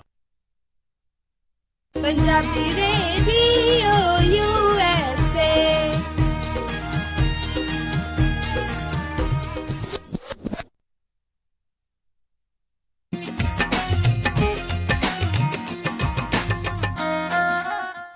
Punjabi radio USA ਸੁਣ ਰਹੇ ਸਾਰੇ ਹੀ ਮਾਨਯੋਗ ਅਤੇ ਸਤਿਕਾਰਤ ਸਰੋਤਿਆਂ ਨੇ ਇੱਕ ਵਾਰੀ ਫਿਰ ਨਿੱਘੀ ਜੀ ਆਇਆਂ ਨੂੰ ਸਭ ਦਾ ਸਵਾਗਤ ਹੈ। ਸਰੋਤੇ ਪ੍ਰੋਗਰਾਮ ਦੇ ਵਿੱਚ ਪ੍ਰੋਗਰਾਮ ਚੱਲ ਰਿਹਾ ਜੀ ਖਬਰ ਤੇ ਨਜ਼ਰ, ਤੇ ਮੇਰੇ ਨਾਲ ਇਸ ਟਾਈਮ ਜੁੜੇ ਹੋਏ ਨੇ ਮਿੰਟੂ ਗੁਰੂਸਰੀਆ ਜੀ। ਮਿੰਟੂ ਜੀ ਸਵਾਗਤ ਹੈ ਜੀ ਆਇਆਂ ਨੂੰ ਜੀ ਇੱਕ ਵਾਰੀ ਫੇਰ। ਸ਼ੁਕਰੀਆ। ਤੇ ਮਿੰਟੂ ਜੀ ਆਪਾਂ ਅਗਲੀਆਂ ਖਬਰਾਂ ਉਸ ਦੇ ਵੱਲ ਵਧਦੇ ਹਾਂ।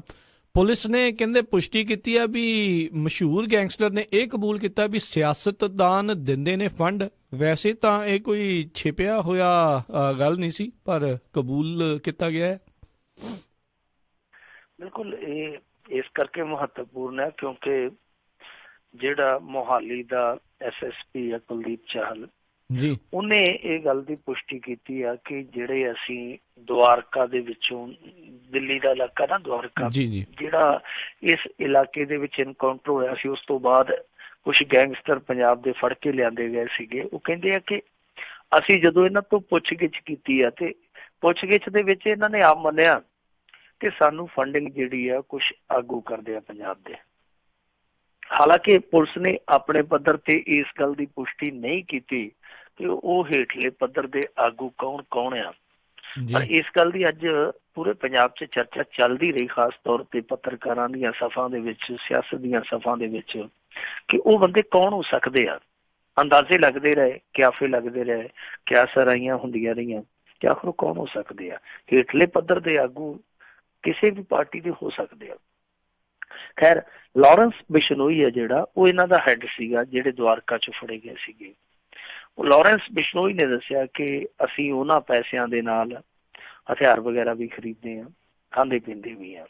ਜੀ ਵੈਸੇ ਇਹ ਗੱਲ ਵਾਕਿਆ ਜਿੱਦਾਂ ਤੁਸੀਂ ਕਹੀ ਆ ਕਿ ਇਹ ਕੋਈ ਲੁਕਵੀਂ ਨਹੀਂ ਸੀ, ਪਹਿਲਾਂ ਕਈ ਉਦਾਹਰਨਾਂ ਹੈਗੀਆਂ। ਲੁਧਿਆਣੇ ਦੇ ਵਿੱਚ ਇੱਕ ਗੈਂਗਸਟਰ ਨੇ ਸ਼ਰੇਆਮ 2 ਕਤਲ ਕੀਤੇ ਸਨ ਜੀ ਤੇ ਉਹ ਫਰਾਰੀ ਕੱਟਦਾ ਪਿਆ ਸੀ, ਭੱਜਦਾ ਪਿਆ ਸੀ। ਬਾਅਦ ਦੇ ਵਿੱਚ ਪਤਾ ਲੱਗਿਆ ਕਿ ਲੁਧਿਆਣੇ ਏਰੀਏ ਦੇ ਆਸੇ-ਪਾਸੇ ਹੀ ਉਹਨੂੰ ਸ਼ਾਹੀ ਟਿਕਾਣੇ ਹੋਰ ਨਹੀਂ ਸੀ ਮੁਹੱਈਆ ਕਰਵਾਉਂਦਾ, ਬਲਕਿ ਸੋਈ ਦਾ ਇੱਕ ਬਹੁਤ ਵੱਡਾ ਲੀਡਰ ਇਹ ਸਾਰਾ ਇੰਤਜ਼ਾਮਾਤ ਦੇਖਦਾ ਸੀਗਾ। ਉਹਨੂੰ ਪ੍ਰੋਪਰ ਨਾ ਸਿਰਫ ਰਹਿਣ ਸਹਿਣ ਦਾ ਪ੍ਰਬੰਧ ਕਰਕੇ ਦਿੰਦਾ ਸੀ, ਬਲਕਿ ਗਾਏ ਬਗਾਏ ਨੂੰ ਪੈਸੇ ਵੀ ਦਿੰਦਾ ਸੀ। ਇੱਥੋਂ ਤੱਕ ਕਿ ਮੋਬਾਈਲ ਦੇ ਸਿਮ ਵੀ ਰੀਚਾਰਜ ਉਹਦੇ ਦੁਆਰਾ ਕੀਤੇ ਜਾਂਦੇ ਸਨ। ਉਦੋਂ ਵੀ ਬਹੁਤ ਚਰਚਾ ਛਿੜੀ ਆ। ਹੋਰ ਵੀ ਇਸ ਤਰ੍ਹਾਂ ਦੇ ਕਈ ਮਾਮਲੇ ਆ। ਇੱਕ ਵਾਰੀ ਆ ਜਿਹੜੇ ਹੁਣ ਬਹੁਤ ਵੱਡਾ ਖਤਰਾ ਬਣੇ ਪਏ ਆ ਕੁਛ ਗੈਂਗਸਟਰ ਪੰਜਾਬ ਦੇ, ਇਹਨਾਂ ਚੋਂ 4-5 ਜਿਹੜਾ ਜਗ੍ਹਾ ਰਾਮ ਤੀਰਥ ਪਿੰਡ ਹੈ, ਬੀਬੀ ਬਲਜਿੰਦਰ ਕੌਰ ਦਾ ਪਿੰਡ ਵੀ ਉਹੀ ਆ, ਜੀ ਉਸ ਪਿੰਡ ਦੇ ਇੱਕ ਸਰਪੰਚ ਦੀ ਢਾਣੀ ਚੋਂ ਭੱਜੇ ਸੀਗੇ। ਮੁਕਾਬਲਾ ਹੋਇਆ ਸੀ ਬਹੁਤ ਵੱਡਾ। ਉਦੋਂ ਵੀ ਲੋਕਾਂ ਨੇ ਬਹੁਤ ਚਰਚਾ ਕੀਤੀ ਸੀ, ਕਿਉਂਕਿ ਉਹ ਸਰਪੰਚ ਉਹ ਹੁਕਮਰਾਨ ਧਿਰ ਦਾ ਬਹੁਤ ਚੇਤਾ ਬੰਦਾ ਸੀਗਾ ਉਦੋਂ ਵੀ। ਇਸ ਤਰ੍ਹਾਂ ਦੇ ਕਈ ਉਦਾਹਰਨ ਅੱਗੇ ਵੀ ਸਾਨੂੰ ਮਿਲਦੇ ਰਹੇ ਆ। ਪਰ ਜਿਸ ਤਰੀਕੇ ਨਾਲ ਇਹ ਹੁਣ ਨਵਾਂ ਤੱਥ ਸਾਡੇ ਸਾਹਮਣੇ ਆਇਆ, ਇਹਦੇ 'ਚ ਜਾਂਚ ਪੜਤਾਲ ਮੰਗੀ ਜਾ ਸਕਦੀ ਆ, ਪਰ ਜਾਂਚ ਪੜਤਾਲ ਹੋਊਗੀ ਐਸੀ ਉਮੀਦ ਨਹੀਂ ਕੀਤੀ ਜਾ ਸਕਦੀ, ਯਕੀਨ ਨਹੀਂ ਬੰਨਿਆ ਜਾ ਸਕਦਾ। ਕਿਉਂ? ਦੇਖੋ, ਪਕੋਕਾ 5-7 ਹਫ਼ਤੇ ਪਹਿਲਾਂ ਤੱਕ ਬਹੁਤ ਵਿਚਾਰਿਆ ਜਾ ਰਿਹਾ ਸੀਗਾ ਕਿ ਪਕੋਕਾ ਲੈ ਆਉਣਾ, ਪਕੋਕਾ ਲੈ ਆਉਣਾ। ਪਕੋਕੇ ਤੇ ਫੇਰ ਇਹ ਚੁੱਪ ਕਿਉਂ ਵੱਟ ਗਏ? ਚੁੱਪ ਇਸ ਕਰਕੇ ਵੱਟ ਗਏ ਕਿਉਂਕਿ ਜਿੱਦਾਂ ਅਕਾਲੀਆਂ ਨੇ ਪਕੋਕਾ ਲਿਆਉਣ ਦੀ ਕੋਸ਼ਿਸ਼ ਕੀਤੀ ਸੀ ਤੇ ਕੁਝ ਅਕਾਲੀਆਂ ਨੇ ਉਹਦਾ ਵਿਰੋਧ ਕੀਤਾ ਸੀਗਾ ਕਿ ਆਪਣੇ ਬੰਦੇ ਮਾਂਜੇ ਜਾਣੇ, ਵੇਖ ਲਓ, ਤੇ ਚੁੱਪ ਕਰਕੇ ਉਹ ਪਿੱਛੇ ਮੁੜ ਗਏ ਸੀ। ਦੱਸਦੇ ਇਹੋ ਹੀ ਆ ਕਿ ਕਾਂਗਰਸ ਦੇ ਵਿੱਚੋਂ ਵੀ ਕੁਝ ਬੰਦਿਆਂ ਨੇ ਕਿਹਾ ਕਿ ਕੱਲ ਨੂੰ ਇਹ ਨਾ ਹੋਵੇ ਕਿ ਸਿਆਪਾ ਆਪਣੇ ਗੱਲ ਪੈ ਜਾਵੇ। ਜੀ ਸੋ ਇਹ ਜਿਹੜੇ ਸੰਕੇਤ ਮਿਲਦੇ ਪਏ ਦਾ ਮਤਲਬ ਆ ਕਿ ਚਾਚਾ ਚੋਰ ਭਤੀਜਾ ਕਾਜੀ, ਇਹ ਇੱਥੇ ਸਭ ਕੁਝ ਰਲ ਮਿਲ ਕੇ ਚੱਲਦਾ ਪਿਆ ਕੰਮ। ਜਦੋਂ ਪੁਲਿਸ ਵਾਲੇ ਵੀ ਵਿੱਚ ਰਲੇ ਹੋਏ ਆ ਦੇਖੋ ਨਾ, 2-3 ਇਸ ਤਰ੍ਹਾਂ ਦੇ ਵਾਕਿਆਤ ਸਾਡੇ ਸਾਹਮਣੇ ਨੇ। ਜਿਹੜੀ ਫਰਾਰੀ ਹੋਈ ਸੀਗੀ ਨਾਭਾ ਜੇਲ੍ਹ ਚੋਂ, ਉਹਦੇ ਵਿੱਚੋਂ ਵੀ ਤੇ ਇਹੀ ਤੱਥ ਨਿਕਲ ਕੇ ਆਇਆ ਸੀਗਾ ਨਾ ਕਿ ਕੁਛ ਮੁਲਾਜ਼ਮਾਂ ਦੀ ਮਿਲੀ ਭੁਗ ਸੀਗੀ। ਫਿਰ ਪਟਿਆਲੇ ਦੇ ਵਿੱਚੋਂ ਜਿਹੜੇ ਗੈਂਗਸਟਰ ਦੇ ਨਾਲ ਲਿੰਕ ਨਿਕਲੇ, ਇੱਕ ਬੀਬੀ ਪੁਲਿਸ ਕਰਮਚਾਰੀ ਸੀਗੀ, ਜਿਸ ਤਰੀਕੇ ਨਾਲ ਉਹਦੀ ਸਪੋਰਟ ਕਰਦੀ ਪਈ ਸੀ, ਉਹ ਵੀ ਇੱਕ ਕਮਾਲ ਦਾ ਤੱਥ ਸੀਗਾ। ਅੱਜ ਦੇਖੋ, ਜਿਨ੍ਹਾਂ ਲੋਕਾਂ ਨੇ ਨਾਭਾ ਜੇਲ੍ਹ ਤੋੜੀ ਸੀ ਉਹਨਾਂ ਨੂੰ ਭੌਂ ਕੇ ਫੇਰ ਨਾਭਾ ਜੇਲ੍ਹ 'ਚ ਨਜ਼ਰਬੰਦ ਕੀਤਾ ਗਿਆ ਤੇ ਅੱਜ ਫੇਰ ਉਹਨਾਂ ਦੇ ਕੋਲੋਂ ਜੇਲ੍ਹ ਦੇ ਵਿੱਚੋਂ ਹੀ ਮੋਬਾਈਲ ਨਿਕਲੇ ਆ। ਹੁਣ ਦੇਖੋ, ਜਿਹੜੀ ਮੈਕਸਿਮਮ ਸਿਕਿਉਰਿਟੀ ਜੇਲ੍ਹ ਆ ਉਹਦੇ 'ਚ ਕੋਈ ਹੋਰ ਬੰਦਾ ਤੇ ਮੋਬਾਈਲ ਲਿਜਾ ਨਹੀਂ ਸਕਦਾ, ਕੋਈ ਸਧਾਰਨ ਕੈਦੀ ਨਹੀਂ ਲਿਜਾ ਸਕਦਾ। ਉਹਨਾਂ ਨੂੰ ਜੇ ਕੋਈ ਉੱਥੇ ਮੋਬਾਈਲ ਲਿਜਾ ਕੇ ਦਿੰਦਾ, ਉਹ ਜਾਂ ਤੇ ਕੋਈ ਪੁਲਿਸ ਵਾਲਾ ਤੇ ਜਾਂ ਫਿਰ ਪਿੱਛੇ ਕੋਈ ਇਹੋ ਜਿਹੀ ਤਾਕਤ ਖੜੀ ਹੈ ਜਿਹਨੂੰ ਕੋਈ ਰਾਹ 'ਚ ਰੋਕ ਹੀ ਨਹੀਂ ਸਕਦਾ। ਸੋ ਇਹ ਜੋ ਸਭ ਕੁਝ ਸਾਡੇ ਸਾਹਮਣੇ ਹੌਲੀ ਹੌਲੀ ਆਉਂਦਾ ਪਿਆ, ਇਹ ਬਹੁਤ ਖਤਰਨਾਕ ਇੱਕ ਗੱਠਜੋੜ ਦੇ ਰੂਪ 'ਚ ਸਾਡੇ ਸਾਹਮਣੇ ਪ੍ਰਗਟ ਹੁੰਦਾ ਪਿਆ। ਜੇਕਰ ਇਹ ਗੱਠਜੋੜ ਇਸੇ ਤਰ੍ਹਾਂ ਤਾਕਤ ਫੜਦਾ ਰਿਹਾ, ਇਸੇ ਤਰੀਕੇ ਨਾਲ ਹੀ ਆਜ਼ਾਦਾਨਾ ਕੰਮ ਕਰਦਾ ਰਿਹਾ, ਤਾਂ ਪੰਜਾਬ ਦੇ ਹਾਲਾਤ ਸੁਧਰਨਗੇ ਨਹੀਂ ਕਦੇ। ਇਹ ਕਹਿ ਦਿੰਦੇ ਆ ਕਿ ਬਸ ਜੀ ਅਸੀਂ ਹੁਣ ਕਾਬੂ ਪਾ ਲਿਆ ਹਾਲਾਤਾਂ ਤੇ। ਕਾਬੂ ਵਕਤੀ ਤੌਰ ਤੇ ਬੇਸ਼ੱਕ ਪਾ ਲਿਆ ਜਾਵੇ, ਪਰ ਜੇ ਤੁਸੀਂ ਕਹੋ ਕਿ ਪੱਕੇ ਤੌਰ ਤੇ ਅਸੀਂ ਕਾਬੂ ਪਾ ਲਿਆ, ਔਰ ਇਸ ਸੂਰਤ 'ਚ ਕਹੋ ਜਦੋਂ ਤੁਹਾਡੇ ਆਪਣੇ ਬੰਦੇ ਹੀ ਨਾਲ ਰਲੇ ਪਏ ਆ, ਤੁਹਾਡੇ ਆਪਣੇ ਪੁਲਿਸ ਵਾਲੇ ਹੀ ਰਲੇ ਪਏ ਆ, ਤੁਹਾਡੇ ਆਪਣੇ ਪੁਲਿਸ ਵਾਲੇ ਕੀ ਪੁਲਿਸ ਵਾਲੀਆਂ ਵੀ ਰਲੀਆਂ ਪਈਆਂ, ਤਾਂ ਫਿਰ ਉਦੋਂ ਔਖਾ ਹੀ ਹੈ। ਵਕਤੀ ਤੌਰ ਤੇ ਰੋਕ ਸਕਦੇ ਹੋ, ਪੱਕਾ ਇਹ ਵਹਿਣ ਰੋਕਿਆ ਨਹੀਂ ਜਾ ਸਕਦਾ। ਜੀ ਜੀ ਅਗਲੀ ਆਪਾਂ ਮਿੰਟੋ ਜੀ ਗੱਲ ਕਰਦੇ ਹਾਂ ਵੀ ਸੜਕ ਹਾਦਸੇ ਦੇ ਵਿੱਚ ਕੈਨੇਡਾ ਤੋਂ ਪਰਤੀ ਮਾਂ ਤੇ ਉਹਦੇ ਪੁੱਤ ਦੀ ਦਰਦਨਾਕ ਮੌਤ ਹੋ ਗਈ। ਦੇਖੋ, ਵਾਕਈ ਇਹ ਬੜਾ ਦਿਲ ਨੂੰ ਦਹਿਲਾਉਣ ਵਾਲਾ ਹਾਦਸਾ ਸੀਗਾ। ਤੁਸੀਂ ਦੇਖੀ ਹੋਣੀ ਹੈ ਵੀਡੀਓ, ਜੇ ਵੀਡੀਓ ਦੇਖੋਗੇ ਤੇ ਬੰਦੇ ਦੀ ਰੂਹ ਕੰਬ ਜਾਂਦੀ ਹੈ ਜੀ। ਔਰ ਕਾਰ ਤੇਜ਼ ਸੀਗੀ, ਜਿਹੜੀ ਆ ਕੇ ਕਾਰ ਵੱਜੀ ਇੱਕ ਖੜੇ ਟਰੱਕ 'ਚ। ਕਾਰ ਬਹੁਤ ਤੇਜ਼ ਸੀਗੀ ਔਰ ਉਹਦੇ ਪਰਖੱਚੇ ਉੱਡ ਗਏ। ਮੈਂ ਵੀਡੀਓ ਵੇਖੀ ਤੇ ਬਹੁਤ ਮਨ ਉਦਾਸ ਹੋਇਆ। ਇਹ ਬੀਬੀ ਮੁੱਲਾਪੁਰ ਦਾਖਾ ਦੀ ਰਹਿਣ ਵਾਲੀ ਸੀਗੀ। ਏਅਰਪੋਰਟ ਤੋਂ ਉਤਰੀ, ਉਹਦਾ ਬੇਟਾ ਤੇ ਬੇਟੇ ਦਾ ਦੋਸਤ ਉਹਨੂੰ ਰਿਸੀਵ ਕਰਕੇ ਮੁੜਦੇ ਪਏ ਸੀਗੇ। ਦੁਰਾਏ ਦੇ ਕੋਲ ਆ ਗਏ। ਦੇਖ ਲਓ, ਦਿੱਲੀ ਤੋਂ ਚੱਲੇ ਤੇ ਦੁਰਾਏ ਦੇ ਕੋਲ ਆ ਗਏ ਤੇ ਗਾਂ ਦੁਰਾਏ ਤੋਂ ਮੁੱਲਾਪੁਰ ਕਿੰਨਾ ਕੁ ਆ, ਵਿੱਚ ਲੁਧਿਆਣਾ ਹੀ ਆ। ਲੁਧਿਆਣਾ ਕ੍ਰੋਸ ਕਰੀਏ ਤੇ ਦੂਜੇ ਪਾਸੇ ਮੁੱਲਾਪੁਰ ਪਹੁੰਚ ਜਾਂਦੇ, ਯਾਨੀ ਘਰ ਦੇ ਕੋਲ ਆ ਕੇ ਹੀ ਉਹ ਘਰ ਤੋਂ ਸਦਾ ਲਈ ਦੂਰ ਹੋ ਗਏ। ਇਹ ਹਾਦਸਾ ਬਹੁਤ ਬਹੁਤ ਹੀ ਭਿਆਨਕ ਸੀਗਾ, ਵੇਖਿਆ ਰੂਹ ਕੰਬਦੀ ਆ। ਅਸਲ ਦੇ ਵਿੱਚ ਕੁਝ ਥਾਵਾਂ ਤੇ ਇੱਥੇ ਸਾਡੇ ਰੋਡ ਨਿਰਮਾਣ ਦਾ ਕੰਮ ਚੱਲਦਾ ਪਿਆ। ਹੁੰਦਾ ਕੀ ਪਿਆ, ਵਿਚਾਲੇ ਡਿਵਾਈਡਰ ਨਹੀਂ ਬਣਾਏ ਗਏ, ਉਹ ਖੁੱਲੇ ਛੱਡੇ ਗਏ ਆ, ਯਾਨੀ ਦੋਹਰੀ ਸੜਕ ਹੈ ਜਿਹੜੀ ਉਹ ਖੁੱਲੀ ਕਰ ਦਿੱਤੀ ਗਈ ਆ। ਕਈ ਵਾਰੀ ਹੁੰਦਾ ਕੀ ਆ ਕਿ ਜੇ ਉਧਰ ਲਾਈਨ ਬਿਜ਼ੀ ਮਿਲਦੀ ਆ, ਉਧਰਲੀ ਲੇਨ ਜਿਹੜੀ ਹੈ ਫੁੱਲ ਨਜ਼ਰ ਆਉਂਦੀ ਆ, ਤੇ ਡਰਾਈਵਰ ਕੀ ਕਰਦੇ ਆ ਕਿ ਦੂਸਰੀ ਲਾਈਨ ਨੂੰ ਗੱਡੀ ਸੁੱਟ ਦਿੰਦੇ ਆ ਜੀ। ਇਹ ਕਾਰ ਵੀ ਜੇ ਤੁਸੀਂ ਗੌਰ ਨਾਲ ਦੇਖੋਗੇ ਨਾ ਕਿ ਜਿਹੜੀ ਡਿਵਾਈਡਰ ਵਾਲੀ ਥਾਂ, ਉਸ ਥਾਂ 'ਚ ਖੜੇ ਟਰੱਕ ਦੇ ਵਿੱਚ ਆ ਕੇ ਵੱਜੀ ਹੈ ਜੀ। ਪਰ ਇੱਥੇ ਗਲਤੀ ਠੀਕ ਹੈ ਕਿ ਕਾਰ ਚਾਲਕ ਜਿਹੜਾ ਕਿ ਹੁਣ ਤੇ ਸੰਸਾਰ 'ਚ ਰਿਹਾ ਹੀ ਨਹੀਂ ਆ, ਨੌਜਵਾਨ ਮੁੰਡਾ ਸੀ ਬਲਵੀਰ ਸਿੰਘ ਤੇ ਚਲੇ ਗਿਆ, ਉਹਦੀ ਗਲਤੀ ਅਸੀਂ ਕੱਢ ਵੀ ਲਈਏ, ਪਰ ਉਹਦੀ ਗਲਤੀ ਘੱਟ ਆ। ਸਭ ਤੋਂ ਵੱਡੀ ਗਲਤੀ ਇਹ ਆ ਕਿ ਜਿਸਨੇ ਟਰੱਕ ਹਾਈਵੇ ਦੇ ਵਿੱਚ ਠੱਲਿਆ ਹੋਇਆ ਸੀ, ਵਿਚਕਾਰ ਕਰਕੇ ਠੱਲਿਆ ਹੋਇਆ ਸੀ। ਇਹ ਸਾਡੇ ਇੱਥੇ ਇੱਕ ਵਾਰੀ ਨਹੀਂ ਹੋਇਆ, ਅਨੇਕਾਂ ਵਾਰ ਲੋਕਾਂ ਦੇ ਘਰਾਂ ਦੇ ਦੀਵੇ ਬੁਝ ਗਏ ਆ, ਕਿਉਂਕਿ ਉਹਨਾਂ ਦਾ ਕਸੂਰ ਕੋਈ ਨਹੀਂ। ਅੱਗੇ ਕਸੂਰ ਇਹ ਆ ਕਿ ਟਰੱਕ ਖਿਲਾਰ ਕੇ ਉਹ ਜਾਂ ਤੇ ਸਿਗਰਟ ਲਾ ਕੇ ਪਾਸੇ ਬੈਠੇ ਹੁੰਦੇ ਆ, ਜਾਂ ਬੋਤਲ ਲੈ ਕੇ ਜੰਗਲ ਪਾਣੀ ਨੂੰ ਉਹ ਖੇਤਾਂ 'ਚ ਗਏ ਹੁੰਦੇ ਆ। ਕੋਈ ਉਹਨਾਂ ਨੂੰ ਰੋਕਦਾ ਹੀ ਨਹੀਂ ਆ ਕੇ, ਕੋਈ ਪੁੱਛਦਾ ਹੀ ਨਹੀਂ ਆ ਕੇ ਕਿ ਭਾਈ ਇਹ ਕੀ ਕਰਦੇ ਹੋ ਤੁਸੀਂ। ਟਰੱਕ ਖਰਾਬ ਹੋ ਜਾਵੇ ਤੇ ਉਹ ਕੀ ਕਰਦੇ, ਦੋ ਕੁ ਟਾਹਣੀਆਂ ਤੋੜ ਕੇ, ਜਿਵੇਂ ਟੂਣਾ ਜਿਹਾ ਨਹੀਂ ਕਰਨਾ ਹੁੰਦਾ, ਦੋ ਕੁ ਨਿੰਮ ਦੇ ਪੱਤੇ ਰੱਖ ਕੇ ਆਪ ਪਾਸੇ ਹੋ ਕੇ ਸੌ ਜਾਂਦੇ ਆ।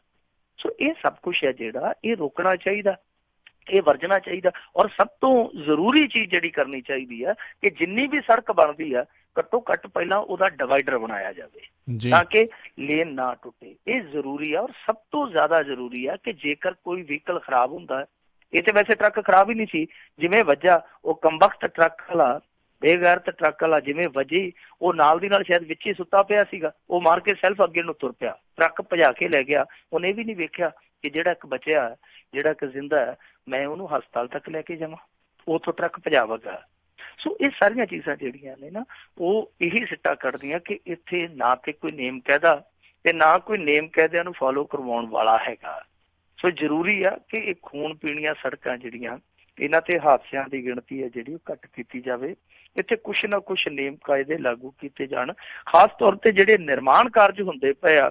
ਔਰ ਆ ਜਿਹੜੇ ਟੋਲ ਟਾਲ ਵਗੈਰਾ ਜਿਹੜੇ, ਇਹ ਬਹੁਤ ਜ਼ਿਆਦਾ ਉੱਥੇ ਟ੍ਰੈਫਿਕ ਨੂੰ ਪੈਦਾ ਕਰਦੇ। ਸਾਰੀਆਂ ਚੀਜ਼ਾਂ ਦਾ ਕੰਟਰੋਲ ਕਿਤੇ ਨਾ ਕਿਤੇ ਹੋਣਾ ਚਾਹੀਦਾ, ਵੇਖਣਾ ਚਾਹੀਦਾ। ਜਿੱਥੇ ਵੀ ਕੋਈ ਘਾਟ ਆ, ਉਹ ਘਾਟ ਦੂਰ ਕੀਤੀ ਜਾਣੀ ਚਾਹੀਦੀ ਆ। ਜੀ ਜੀ ਜੀ ਬਿਲਕੁਲ। ਤੇ ਮਿੰਟੂ ਜੀ, ਆਪਾਂ ਅਗਲੀ ਜਿਹੜੀ ਗੱਲ ਕਰਦੇ ਹਾਂ, ਖੇਡ ਮੈਦਾਨ ਦੇ ਵਿੱਚ ਕੀ ਚੱਲ ਰਿਹਾ ਜੀ, ਕੀ ਹੈ ਅੱਜ ਦੀਆਂ ਉੱਥੋਂ ਦੀਆਂ ਖਬਰਾਂ? ਦੇਖੋ, ਸਭ ਤੋਂ ਵੱਡੀ ਖਬਰ ਇਹ ਆ ਕਿ ਇੱਥੇ ਸੰਸਾਰ ਹਾਕੀ ਲੀਗ ਸ਼ੁਰੂ ਹੋਈ ਆ ਜੀ। ਔਰ ਪਹਿਲਾ ਮੈਚ ਅੱਜ ਇੰਡੀਆ ਨੇ ਖੇਡਿਆ ਆਸਟ੍ਰੇਲੀਆ ਦੇ ਖਿਲਾਫ, ਬੜਾ ਜ਼ਬਰਦਸਤ ਮੈਚ ਖੇਡਿਆ। ਤੁਹਾਨੂੰ ਪਤਾ ਆਸਟ੍ਰੇਲੀਆ ਜਿਹੜੀ ਉਹ ਚੋਟੀ ਦੀਆਂ ਟੀਮਾਂ ਚੋਂ ਇੱਕ ਹੈ ਜਿਹੜੀਆਂ ਸੰਸਾਰ ਦੇ ਵਿੱਚ ਆਪਣਾ ਡੰਕਾ ਵਜਾਉਂਦੀਆਂ। ਤਾਂ ਇਸ ਟੀਮ ਦੇ ਵਿਰੁੱਧ ਇਹਨਾਂ ਨੇ ਡਰਾਅ ਖੇਡਿਆ 1-1 ਨਾਲ। ਔਰ ਕਮਾਲ ਦੀ ਗੱਲ ਹੈ ਕਿ ਪਹਿਲੇ ਕੁਆਟਰ ਦੇ ਵਿੱਚ 0-0 ਨਾਲ ਬਰਾਬਰ ਸੀ, ਦੂਜੇ ਕੁਆਟਰ ਦੇ ਵਿੱਚ ਇੰਡੀਆ ਨੇ ਲੀਡ ਕਰ ਲਿਆ ਸੀਗਾ। ਪਹਿਲਾ ਗੋਲ ਇਹਨਾਂ ਨੇ ਕੀਤਾ, ਪਰ ਬਾਅਦ ਦੇ ਵਿੱਚ ਆਸਟ੍ਰੇਲੀਅਨ ਖਿਡਾਰੀਆਂ ਨੇ ਪੈਨਲਟੀ ਕਾਰਨਰ ਦੇ ਜ਼ਰੀਏ ਤੀਜੇ ਕੁਆਟਰ ਦੇ ਵਿੱਚ ਉਹਨਾਂ ਨੇ ਬਰਾਬਰੀ ਹਾਸਿਲ ਕਰ ਲਈ। ਔਰ ਮੈਚ ਹੈ ਜਿਹੜਾ ਬਰਾਬਰੀ ਤੇ ਛੁੱਟਾ। ਪਰ ਇਹ ਬਰਾਬਰੀ ਹੈ ਜਿਹੜੀ ਉਹ ਭਾਰਤ ਦੇ ਲਹਿਜੇ ਨਾਲ ਜਿੱਤਿਆ, ਕਿਉਂਕਿ ਭਾਰਤ ਦੇ ਮੁੰਡੇ ਜਿਸ ਤਰੀਕੇ ਨਾਲ ਉੱਭਰਦੇ ਪਏ ਆ, ਉਹ ਇਸ ਤਰ੍ਹਾਂ ਸੰਸਾਰ ਪੱਧਰ ਦੀਆਂ ਟੀਮਾਂ ਦੇ ਖਿਲਾਫ ਜਿਸ ਤਰੀਕੇ ਦਾ ਮੁਜ਼ਾਹਰਾ ਕਰਦੇ ਗਏ ਪਈਆਂ ਉਹਨਾਂ ਦੀਆਂ ਜਿਹੜੀਆਂ ਹਾਕੀਆਂ, ਤਾਂ ਮੇਰੇ ਖਿਆਲ ਦੇ ਨਾਲ ਆਉਣ ਵਾਲੇ ਦਿਨਾਂ ਦੇ ਵਿੱਚ ਇਹ ਬਹੁਤ ਦੂਰ ਤੱਕ ਜਾਣਗੇ ਮੁੰਡੇ। ਔਰ ਦੂਜੇ ਪਾਸੇ ਹਾਕੀ ਨਾਲ ਜੁੜੀ ਇੱਕ ਹੋਰ ਖਬਰ ਹੈ ਪੰਜਾਬ ਦੇ ਵਿੱਚ। ਇੱਥੇ ਕੱਲ ਤੋਂ ਪਹਿਲਾ ਕੇਸਾਧਾਰੀ ਹਾਕੀ ਟੂਰਨਾਮੈਂਟ ਸ਼ੁਰੂ ਹੋ ਰਿਹਾ ਜਰਖੜ ਦੇ ਵਿੱਚ। ਔਰ ਇਹ ਦੱਸਦੇ ਆ ਕਿ ਸੰਸਾਰ ਦਾ ਪਹਿਲਾ ਐਸਾ ਟੂਰਨਾਮੈਂਟ ਆ ਜਿਹਦੇ ਵਿੱਚ ਸਿਰਫ ਕੇਸਾਧਾਰੀ ਸਿੱਖ ਖਿਡਾਰੀ ਖੇਡਣਗੇ। ਔਰ ਇਹਦੇ ਲਈ ਕਾਫੀ ਇਨਾਮਾਂ ਦਾ ਵੀ ਪ੍ਰਬੰਧ ਕੀਤਾ ਗਿਆ। 3 ਸੂਬਿਆਂ ਦੀਆਂ 8 ਟੀਮਾਂ ਇਨਵਾਈਟ ਕੀਤੀਆਂ ਗਈਆਂ। ਪਹਿਲੇ 3 ਥਾਵਾਂ ਤੇ ਰਹਿਣ ਵਾਲੀਆਂ ਟੀਮਾਂ ਨੂੰ ਇਨਾਮ ਦਿੱਤਾ ਜਾਊਗਾ, ਚੋਖਾ ਇਨਾਮ ਦਿੱਤਾ ਜਾਊਗਾ। ਸੋ ਕਾਫੀ ਇੱਥੇ ਇਸ ਟੂਰਨਾਮੈਂਟ ਨੂੰ ਲੈ ਕੇ ਕਿਉਰਿਓਸਿਟੀ ਹੈ, ਜਿਗਿਆਸਾ ਕਿ ਇਹਦੇ ਵਿੱਚ ਕਿਸ ਤਰ੍ਹਾਂ ਦੀ ਖੇਡ ਦਾ ਮੁਜ਼ਾਹਰਾ ਕਰਨਗੇ। ਪਰ ਜਿਹੜੇ ਆਯੋਜਕ ਆ ਉਹ ਇਸ ਗੱਲ ਨੂੰ ਲੈ ਕੇ ਚੱਲਦੇ ਪਏ ਕਿ ਆਉਣ ਵਾਲੇ ਦਿਨਾਂ ਦੇ ਵਿੱਚ ਸਰਦਾਰਾਂ ਦੀ ਹਾਕੀ ਦੇ ਵਿੱਚ ਹੋਰ ਵੀ ਸਰਦਾਰੀ ਹੋਵੇ। ਇਸ ਕਰਕੇ ਅਸੀਂ ਇਸ ਟੂਰਨਾਮੈਂਟ ਦੀ ਪਿਰਤ ਪਾਉਣ ਲੱਗੇ ਹਾਂ। ਜੀ ਜੀ, ਬਹੁਤ ਵਧੀਆ, ਬਹੁਤ ਵਧੀਆ ਜੀ। ਤੇ ਮਿੰਟੂ ਜੀ, ਇੱਥੇ ਆਪਾਂ ਹੁਣ ਫੇਰ ਬ੍ਰੇਕ ਲਵਾਂਗੇ ਤੇ ਨਾਲ ਹੀ ਆਪਣੇ ਸਰੋਤਿਆਂ ਨੂੰ ਵੀ ਸੱਦਾ ਦਿੰਦੇ ਆ। ਤੁਹਾਡੇ ਕੋਲ ਵੀ ਕੋਈ ਵੀ ਸਵਾਲ ਹੋਣ, ਜਿਹੜੇ ਵੀ ਕੋਈ ਸਿਆਸਤ ਦੇ ਨਾਲ, ਪੰਜਾਬ ਦੀ, ਭਾਰਤ ਦੀ ਸਿਆਸਤ ਨਾਲ ਜੁੜੇ ਹੋਏ ਸਵਾਲ ਤੁਸੀਂ ਪੁੱਛਣਾ ਚਾਹੁੰਦੇ ਹੋ ਤਾਂ ਕਾਲ ਕਰ ਸਕਦੇ ਹੋ 408-272-5200 ਦੇ ਉੱਤੇ, 4082725200 ਦੇ ਉੱਤੇ। ਬਾਕੀ ਫੇਸਬੁੱਕ ਦੇ ਉੱਤੇ ਜਿਹੜੀ ਲਾਈਵ ਵੀਡੀਓ ਚੱਲ ਰਹੀ ਹੈ ਉਸ ਦੇ ਹੇਠਾਂ ਵੀ ਤੁਸੀਂ ਸਵਾਲ ਜਿਹੜੇ ਪੁੱਛ ਸਕਦੇ ਹੋ। ਕੋਸ਼ਿਸ਼ ਕਰਾਂਗੇ ਉੱਥੋਂ ਵੀ ਜੇ ਸਮਾਂ ਰਿਹਾ ਤੇ ਉੱਥੋਂ ਦੇ ਜਿਹੜੇ ਸਵਾਲ ਆ ਉਹ ਆਪਾਂ ਮਿੰਟੂ ਜੀ ਨੂੰ ਜਿਹੜੇ ਆ ਉਹ ਪੁੱਛ ਸਕੀਏ। ਫੋਨ ਨੰਬਰ ਇੱਕ ਵਾਰੀ ਫੇਰ ਦੱਸ ਦਈਏ 408-272-5200, 4082725200 ਦੇ ਉੱਤੇ ਕਾਲ ਕਰੋ। ਤੇ ਮਿੰਟੂ ਜੀ ਬ੍ਰੇਕ ਤੋਂ ਬਾਅਦ ਫਿਰ ਵਾਪਸ ਹਾਜ਼ਰ ਹੁੰਦੇ ਆ ਤੇ ਆਪਾਂ ਆਪਣੇ ਸਰੋਤਿਆਂ ਦੇ ਨਾਲ ਗੱਲਾਂ ਬਾਤਾਂ ਕਰਦੇ ਹਾਂ।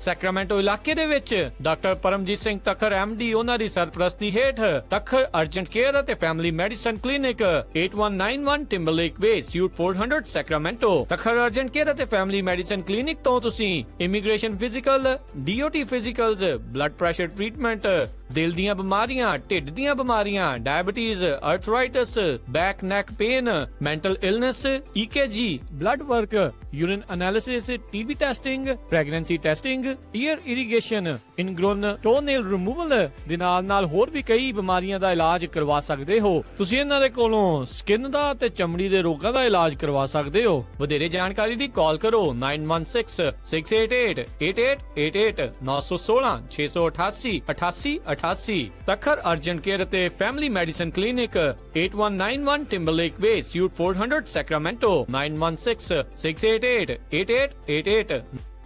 ਨਾ ਮੈਂ ਕਹਿੰਨੀ ਆ ਜੀ ਮੁੰਡੇ ਦਾ ਆਪਾਂ ਵਿਆਹ ਤਾਂ ਧਰ ਲਿਆ, ਪਰ ਮੈਨੂੰ ਤਾਂ ਐ ਲੱਗਦਾ ਵੀ ਟੈਨਸ਼ਨਾਂ ਨੂੰ ਹੀ ਘਰ ਕਰ ਲਿਆ। ਹਰ ਕੋਈ ਪੁੱਛਦਾ ਵੀ ਕੋਈ ਹਾਲ ਹੁਲ ਬੁੱਕ ਕਰ ਲਿਆ ਕਿ ਨਹੀਂ ਕਰ ਲਿਆ। ਉਹ ਭਗਵਾਨ ਨੇ ਐਵੇਂ ਨਾ ਜਾ ਘਬਰਾਈ, ਫਲਮਿੰਗੋ ਪੈਲਸ ਵਾਲੇ ਨੂੰ ਦੇ ਆਇਆ ਸਾਈ ਬਈ 1200 ਤੇ 700 ਦੀ ਕਪੈਸਿਟੀ ਵਾਲੇ 2 ਹਾਲ ਨੇ ਸੈਕਰਾਮੈਂਟੋ ਚ। ਬਲੇਹੋ ਚ ਵੀ 500 ਦੀ ਕਪੈਸਿਟੀ ਵਾਲਾ 1 ਹਾਲ ਹੈਗਾ। ਨਾ ਹਾਲ ਚ ਫੁੱਲ ਬੱਤੀਆਂ ਵੀ ਲਾਉਣੇ ਆ ਤੇ ਵਿਆਹ ਦੀ ਭਾਜੀ ਚ ਸ਼ੱਕਰ ਪਾਰੇ ਵੀ ਪਾਉਣੇ ਆ। ਉਹ ਭਗਵਾਨ ਨੇ ਤੂੰ ਦਿਲ ਚ ਜਮਾ ਨਾ ਰੱਖ ਸ਼ੱਕ, ਉਹ ਸਾਰਾ ਕੁਝ ਹੀ ਦਿੰਦੇ ਆ ਚੱਕ। ਜੀ ਹਾਂ, ਫਲੇਮਿੰਗੋ ਪੈਲੇਸ ਵਾਲਿਆਂ ਕੋਲ ਆਪਣਾ ਫੰਕਸ਼ਨ ਬੁੱਕ ਕਰਾਓ ਤੇ ਟੈਨਸ਼ਨ ਫ੍ਰੀ ਹੋ ਕੇ ਪ੍ਰਾਹੁਣਿਆਂ ਵਾਂਗੂ ਆਓ। ਉਹ ਦਿੰਦੇ ਨੇ ਪੂਰੇ ਕੈਲੀਫੋਰਨੀਆ ਚ ਕੇਟਰਿੰਗ ਦੀ ਸਰਵਿਸ, ਡੈਕੋਰੇਸ਼ਨ, DJ, ਫੁੱਲ ਬਾਰ, ਭਾਜੀ ਤੇ ਮਠਿਆਈ ਦਾ ਪ੍ਰਬੰਧ ਵੀ ਕਰਦੇ ਨੇ। ਵਧੇਰੇ ਜਾਣਕਾਰੀ ਲਈ ਕਾਲ ਪੌਲ 5103258433 510-325-8433 9163346000 916-334-6000। ਅਕਾਲ ELD ਤੁਹਾਡੇ ਲਈ ਬਹੁਤ ਵਧੀਆ ਡੀਲ ਲੈ ਕੇ ਆਏ ਹਨ। ਜੇਕਰ ਤੁਸੀਂ ਇਹਨਾਂ ਦਾ AOBRD ਆਟੋਮੈਟਿਕ ਔਨਬੋਰਡ ਰਿਕਾਰਡਿੰਗ ਡਿਵਾਈਸ 17 ਦਸੰਬਰ ਤੋਂ ਪਹਿਲਾਂ ਲਗਵਾਉਂਦੇ ਹੋ ਤਾਂ ਤੁਹਾਨੂੰ ਅਗਲੇ 2 ਸਾਲਾਂ ਲਈ ELD ਲਗਾਉਣ ਦੀ ਜ਼ਰੂਰਤ ਨਹੀਂ ਪਵੇਗੀ। ਬਹੁਤ ਸਾਰੀਆਂ ਕੰਪਨੀਆਂ ਪਹਿਲਾਂ ਹੀ ELD ਦੀ ਬਜਾਏ AOBRD ਵਰਤ ਰਹੀਆਂ ਹਨ। FMCSA ਦੇ ਮੁਤਾਬਕ AOBRD ਦੀਆਂ ELD ਦੇ ਨਾਲੋਂ ਕਾਫੀ ਘੱਟ ਜ਼ਰੂਰਤਾਂ ਹਨ। ਪੰਜਾਬੀ ਰੇਡੀਓ USA ਦਾ ਨਾਮ ਲੈਣ ਤੇ ਇਹ ਡਿਵਾਈਸ ਸਿਰਫ $155 ਦੇ ਵਿੱਚ ਬਗੈਰ ਕਿਸੇ ਮੰਥਲੀ ਫੀਸ ਤੋਂ ਲਵਾ ਸਕਦੇ ਹੋ, ਜਿਸ ਵਿੱਚ IFTA ਡਾਟਾ ਰਿਪੋਰਟਸ, 3 ਸਾਲ ਲੌਗ ਡਾਟਾ ਸਟੋਰੇਜ ਤੇ 2 ਸਾਲ ਦੀ ਵਾਰੰਟੀ ਹੋਵੇਗੀ। ਇਹਨਾਂ 2 ਸਾਲਾਂ ਦੇ ਵਿੱਚ ਤੁਸੀਂ ਆਪਣੀ AOBRD ਨੂੰ ਬਗੈਰ ਕਿਸੇ ਖਰਚੇ ਤੋਂ ELD ਵਿੱਚ ਕਨਵਰਟ ਕਰਵਾ ਸਕਦੇ ਹੋ। ਚਾਹੇ ਤੁਹਾਡੇ ਕੋਲ 1 ਟਰੱਕ ਆ ਚਾਹੇ 10, ਇਹ ਇੰਸਟਾਲ ਕਰਨ ਲਈ ਖੁਦ ਆਉਣਗੇ ਅਤੇ ਇਸ ਨੂੰ ਵਰਤਣ ਲਈ ਪੂਰੀ ਟ੍ਰੇਨਿੰਗ ਵੀ ਦੇਣਗੇ। ਰੋਡ ਸਾਈਡ ਇੰਸਪੈਕਸ਼ਨ ਦੇ ਲਈ ਵੀ ਵਿਸ਼ੇਸ਼ ਟ੍ਰੇਨਿੰਗ ਦਿੱਤੀ ਜਾਵੇਗੀ। ਹੋਰ ਜਾਣਕਾਰੀ ਲਈ call Surinder 7604282081 760 428 2081। Asian cash and carry Sacramento, ਜੋ ਕਿ ਹੁਣ ਖੁੱਲ ਚੁੱਕਾ ਹੈ 9203 ਫਾਲਸਮ ਬੋਲੇਵਾਰਡ ਸੈਕਰਾਮੈਂਟੋ ਵਿਖੇ। Asian cash and carry Sacramento ਤੋਂ ਤੁਸੀਂ ਲੈ ਸਕਦੇ ਹੋ unstitched suit, custom made suit, readymade suit, Punjabi jutti, jewellery, ਰਮਾਲਾ ਸਾਹਿਬ ਤੇ ਹਰ ਤਰ੍ਹਾਂ ਦੀ ਇੰਡੀਅਨ, ਪਾਕਿਸਤਾਨੀ ਤੇ ਫਿਜੀਅਨ ਗਰੋਸਰੀ ਤੇ ਫਰੈਸ਼ ਸਬਜ਼ੀ ਦੇ ਨਾਲ ਫਰੈਸ਼ ਫਰੂਟ ਵੀ। ਹਰ ਤਰ੍ਹਾਂ ਦੀ 4 ਪਾਉਂਡ ਦਾਲ $3.99 ਅਤੇ ਸਾਰੇ ਆਟੇ ਸੇਲ ਤੇ ਹਨ। ਤੁਸੀਂ ਇਹਨਾਂ ਤੋਂ ਹਰ ਤਰ੍ਹਾਂ ਦੇ ਭਾਂਡੇ ਲੈ ਸਕਦੇ ਹੋ। ਇਹਨਾਂ ਕੋਲੋਂ ਜਾਗੋ ਦੀ ਡੈਕੋਰੇਸ਼ਨ ਦਾ ਸਮਾਨ ਮਿਲਦਾ ਹੈ। ਹੋਰ ਜਾਣਕਾਰੀ ਲਈ ਕਾਲ ਲਾਡੀ ਭੁੱਲਰ 916 917 5866 916 917 5866। ਜਰੂਰ ਪਹੁੰਚੋ Asian cash and carry Sacramento. Address 9203 Folsom boulevard Sacramento. Number 916 917 5866 916 917 5866।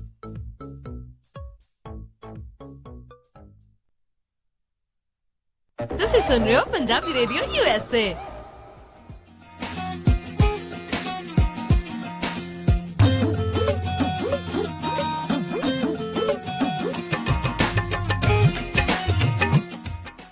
Punjabi radio USA ਸੁਣ ਰਹੇ ਸਾਰੇ ਹੀ ਮਾਣਯੋਗ ਅਤੇ ਸਤਿਕਾਰ ਸਰੋਤਿਆਂ ਨੂੰ ਇੱਕ ਵਾਰੀ ਫਿਰ ਨਿੱਘੀ ਜੀ ਆਇਆਂ ਨੂੰ। ਸਭ ਦਾ ਸਵਾਗਤ ਹੈ। ਸੋ ਤੇ ਪ੍ਰੋਗਰਾਮ ਚੱਲ ਰਿਹਾ ਜੀ ਖਬਰ ਤੇ ਨਜ਼ਰ। ਮਿੰਟੂ ਜੀ ਆਇਆਂ ਨੂੰ ਸਵਾਗਤ ਹੈ ਜੀ ਇੱਕ ਵਾਰੀ ਫਿਰ ਜੀ। ਸ਼ੁਕਰੀਆ ਜੀ। ਤੇ ਸਰੋਤਿਓ ਕਾਲ ਕਰ ਸਕਦੇ ਹੋ ਜੇਕਰ ਤੁਹਾਡੇ ਵੀ ਮਨ ਦੇ ਵਿੱਚ ਕੋਈ ਸਵਾਲ ਹੈਗਾ ਸਿਆਸਤ ਨੂੰ ਲੈ ਕੇ, ਪੰਜਾਬ ਦੀ ਹੋਵੇ ਭਾਰਤ ਦੀ ਹੋਵੇ, ਤਾਂ ਕਾਲ ਕਰ ਸਕਦੇ ਹੋ 408 272 52 100 ਦੇ ਉੱਤੇ। ਤੇ ਆਪਾਂ ਮਿੰਟੂ ਜੀ ਵਾਰੀ ਸਿਰ ਆਪਣੇ ਸਰੋਤਿਆਂ ਨਾਲ ਗੱਲਬਾਤ ਕਰਦੇ ਹਾਂ। ਜੁੜ ਚੁੱਕੇ ਨੇ ਆਪਣੇ ਨਾਲ ਕਮਲ ਧਾਲੀਵਾਲ ਜੀ। ਸਵਾਗਤ ਹੈ। ਸਤਿ ਸ਼੍ਰੀ ਅਕਾਲ ਜੀ। ਦੋਨਾਂ ਵੀਰਾਂ ਨੂੰ ਸਤਿ ਸ਼੍ਰੀ ਅਕਾਲ ਜੀ। ਸਤਿ ਸ਼੍ਰੀ ਅਕਾਲ ਕਮੇਟੀ ਵੀਰੇ ਸਤਿ ਸ਼੍ਰੀ ਅਕਾਲ। ਹਾਂਜੀ, ਮੇਰਾ ਸਵਾਲ ਹੈ ਜੀ, ਆਪਣੇ ਨਵੇਂ ਪ੍ਰਧਾਨ ਬਣੇ ਨੇ ਗੋਬਿੰਦ ਸਿੰਘ ਲੌਂਗੋਵਾਲ, ਹੁਣ ਤਾਂ ਇਹ ਕਹਿ ਦਿੰਦੇ ਨੇ ਵੀ ਆਪਾਂ ਜਿਹੜੇ ਤਨਖਾਹੀਆਂ ਨੂੰ ਉਹਨਾਂ ਨੂੰ ਅੰਦਰ ਬਣੀ ਬਣਨ ਦੇਣਾ ਦਰਬਾਰ ਸਾਹਿਬ ਦੇ ਵਿੱਚ, ਖਾਲ ਵਾਲੀ ਬੋਰੀਆਂ ਨੂੰ ਚੱਕ ਕੇ ਬਾਹਰ ਧਰ ਦਿੰਦੇ ਨੇ। ਤਾਂ ਜਿਨ੍ਹਾਂ ਨੇ ਤਨਖਾਹੀਆ ਇੱਕ ਪ੍ਰਧਾਨ ਬਣਾਤਾ, ਇਹਦੇ ਬਾਰੇ ਦੱਸਿਓ। ਤੇ ਨਿਕਲਦੇ ਵੈਸੇ ਬਾਦਲਾਂ ਦੇ ਲਿਫਾਫੇ ਚੋਂ ਹੀ ਆ। ਇੱਕ ਆਪਣੇ ਰੰਗੀਲੇ ਬਾਬੇ ਬਾਰੇ ਦੱਸਿਆ ਥੋੜਾ ਜਿਹਾ, ਬਹੁਤ ਹੋ ਗਿਆ ਕੋਈ ਖਬਰਸਾਰ ਹੀ ਨਹੀਂ ਆਈ ਉਹਦੀ ਹਾਲ ਚਾਲ, ਉਹਦਾ ਤੇ ਉਹਦੀ ਬੇਟੀ ਦਾ ਜੀ। ਕੀ ਆ ਦੱਸਿਓ ਨਾ ਜੀ। ਥੈਂਕ ਯੂ ਭਾਜੀ, ਥੈਂਕ ਯੂ। ਉਹ ਜਿਹੜਾ ਪ੍ਰਧਾਨ ਬਣਾਇਆ ਨਾ ਇਹਨਾਂ ਨੇ, ਕਮੇਟੀ ਦਾ ਪ੍ਰਧਾਨ ਬਣਾਇਆ, ਜੋ ਉਹਦੇ ਤੇ ਸਵਾਲ ਖੜੇ ਹੁੰਦੇ ਪਏ, ਉਹ ਕਹਿੰਦਾ ਮੈਂ ਤੇ ਕਦੇ ਗਿਆ ਹੀ ਨਹੀਂਗਾ, ਮੈਂ ਤੇ ਵੋਟਾਂ ਮੰਗਣ ਗਿਆ ਹੀ ਨਹੀਂ, ਨਾ ਮੈਂ ਕਦੇ ਸਰਸੇ ਗਿਆ। ਤੇ ਲੋਕੀ ਕਹਿੰਦੇ ਫਿਰ ਤਨਖਾਹ ਤੋਂ ਸ਼ੌਂਕ ਨਾਲ ਹੀ ਲਵਾ ਲਈ ਸੀ, ਸ਼ੌਂਕ ਹੀ ਸੀਗਾ ਉੱਥੇ ਧਾਰਮਿਕ ਸਜ਼ਾ ਲਵਾਉਣ ਦਾ। ਉਹ ਹਾਲੇ ਵੀ ਦੋਗਲੀਆਂ ਜਿਹੀਆਂ ਗੱਲਾਂ ਕਰੀ ਜਾਂਦਾ, ਨਾਲ ਕਹਿ ਦਿੰਦਾ ਨਹੀਂ ਜੀ ਉਹ ਅਕਾਲ ਤਖਤ ਹੈ ਜਿਹੜਾ ਸਿਰਮੌਰ ਹੈ, ਜੋ ਉਹਨੇ ਕਹਿਤਾ ਸੋ ਕਹਿਤਾ। ਨਾਲੇ ਉਹ ਕਹੀ ਜਾਂਦਾ ਤੇ ਨਾਲੇ ਇੱਕ ਪਾਸੇ ਅਕਾਲ ਤਖਤ ਦੀ ਲਾਈ ਸਜ਼ਾ ਨੂੰ ਕਹੀ ਜਾਂਦਾ ਕਿ ਮੈਂ ਤੇ ਉੱਥੇ ਗਿਆ ਹੀ ਨਹੀਂ, ਮਤਲਬ ਕਿ ਸਜ਼ਾ ਮੈਨੂੰ ਨਜਾਇਜ਼ ਦੇਤੀ ਆ। ਇਹ ਉਹਦਾ ਰਵੱਈਆ, ਉਹਦਾ ਵਤੀਰਾ, ਤੁਸੀਂ ਆਪ ਅੰਦਾਜ਼ਾ ਲਾ ਲਓ ਕਿੱਥੇ ਸਟੈਂਡ ਕਰਦਾ। ਦੂਜੀ ਗੱਲ, ਜੇ ਤਨਖਾਹੀਏ ਦੀ ਆਪਾਂ ਗੱਲ ਕਰਦੇ ਹਾਂ ਨਾ, ਤਾਂ ਤਨਖਾਹ ਦਾ ਮਤਲਬ ਇਹ ਨਹੀਂ ਹੈ ਕਿ ਉਸ ਤੋਂ ਬਾਅਦ ਉਹ ਕੋਈ ਬੰਦਾ ਕੁਛ ਕਰ ਹੀ ਨਹੀਂ ਸਕਦਾ। ਤਨਖਾਹ ਤੇ ਮਹਾਰਾਜਾ ਰਣਜੀਤ ਸਿੰਘ ਨੂੰ ਵੀ ਲੱਗੀ ਸੀ ਨਾ, ਔਰ ਬਾਅਦ ਦੇ ਵਿੱਚ ਇੱਕ ਮੁੱਖ ਮੰਤਰੀ ਨੂੰ ਵੀ ਥੰਮਲੇ ਦੇ ਨਾਲ ਬੰਨਿਆ ਗਿਆ ਸੀਗਾ, ਔਰ ਮਾਸਟਰ ਤਾਰਾ ਸਿੰਘ ਨੂੰ ਵੀ ਤੁਹਾਨੂੰ ਪਤਾ ਹੈ ਨਾ ਉਹ ਤਲਬ ਕੀਤਾ ਗਿਆ ਸੀਗਾ। ਸੋ ਇਹ ਨਹੀਂ ਹੈ ਕਿ ਜੇ ਉੱਥੇ ਤਨਖਾਹ ਲੱਗ ਗਈ ਹੈ, ਕਿਸੇ ਗਲਤੀ ਕਰਕੇ ਕੋਈ ਧਾਰਮਿਕ ਸਜ਼ਾ ਲੱਗ ਗਈ ਹੈ, ਤਾਂ ਉਸ ਤੋਂ ਬਾਅਦ ਉਹ ਬੰਦਾ ਸਿੱਖੀ 'ਚ ਕਾਰਜਸ਼ੀਲ ਨਹੀਂ ਹੋ ਸਕਦਾ। ਮੇਰੇ ਖਿਆਲ ਦੇ ਨਾਲ ਇਹੋ ਜਿਹਾ ਕੋਈ ਪ੍ਰਬੰਧ ਨਹੀਂ। ਬਾਕੀ ਮੈਂ ਸਪਸ਼ਟ ਨਹੀਂ ਹੈ ਇਸ ਮਾਮਲੇ 'ਚ, ਪਰ ਇਹ ਕੁਛ ਉਦਾਹਰਨਾਂ ਨੇ ਜਿਹੜੀਆਂ ਇਤਿਹਾਸ ਦੇ ਪਰਿਪੇਖ 'ਚੋਂ ਆਪਾਂ ਚਰਚਾਯੋਗ ਕਰ ਸਕਦੇ ਹਾਂ। ਪਰ ਦੂਜੀ ਚੀਜ਼ ਜਿਹੜੀ ਸਭ ਤੋਂ ਵੱਡੀ ਵੇਖਣ ਵਾਲੀ ਆ ਕਿ ਇੱਕ ਪਾਸੇ ਉਹ ਨਵੇਂ ਪ੍ਰਧਾਨ ਸਾਹਿਬ ਮੰਨਦੇ ਪਏ ਆ ਕਿ ਅਕਾਲ ਤਖਤ ਸਿਰਮੌਰ ਆ, ਸਰਵਉੱਚ ਆ, ਪਰ ਦੂਸਰੇ ਪਾਸੇ ਕਹਿੰਦੇ ਕਿ ਮੈਂ ਗਿਆ ਹੀ ਨਹੀਂ, ਵੋਟ ਮੈਂ ਮੰਗੀ ਨਹੀਂ। ਫਿਰ ਇਹਦਾ ਮਤਲਬ ਆ ਕਿ ਅਕਾਲ ਤਖਤ ਨੇ ਸਜ਼ਾ ਗਲਤ ਲਾਤੀ ਹੈ। ਉਹ ਹੁਣ ਆਪਣੇ ਆਪ 'ਚ ਇੱਕ ਦੁਬਿਧਾ।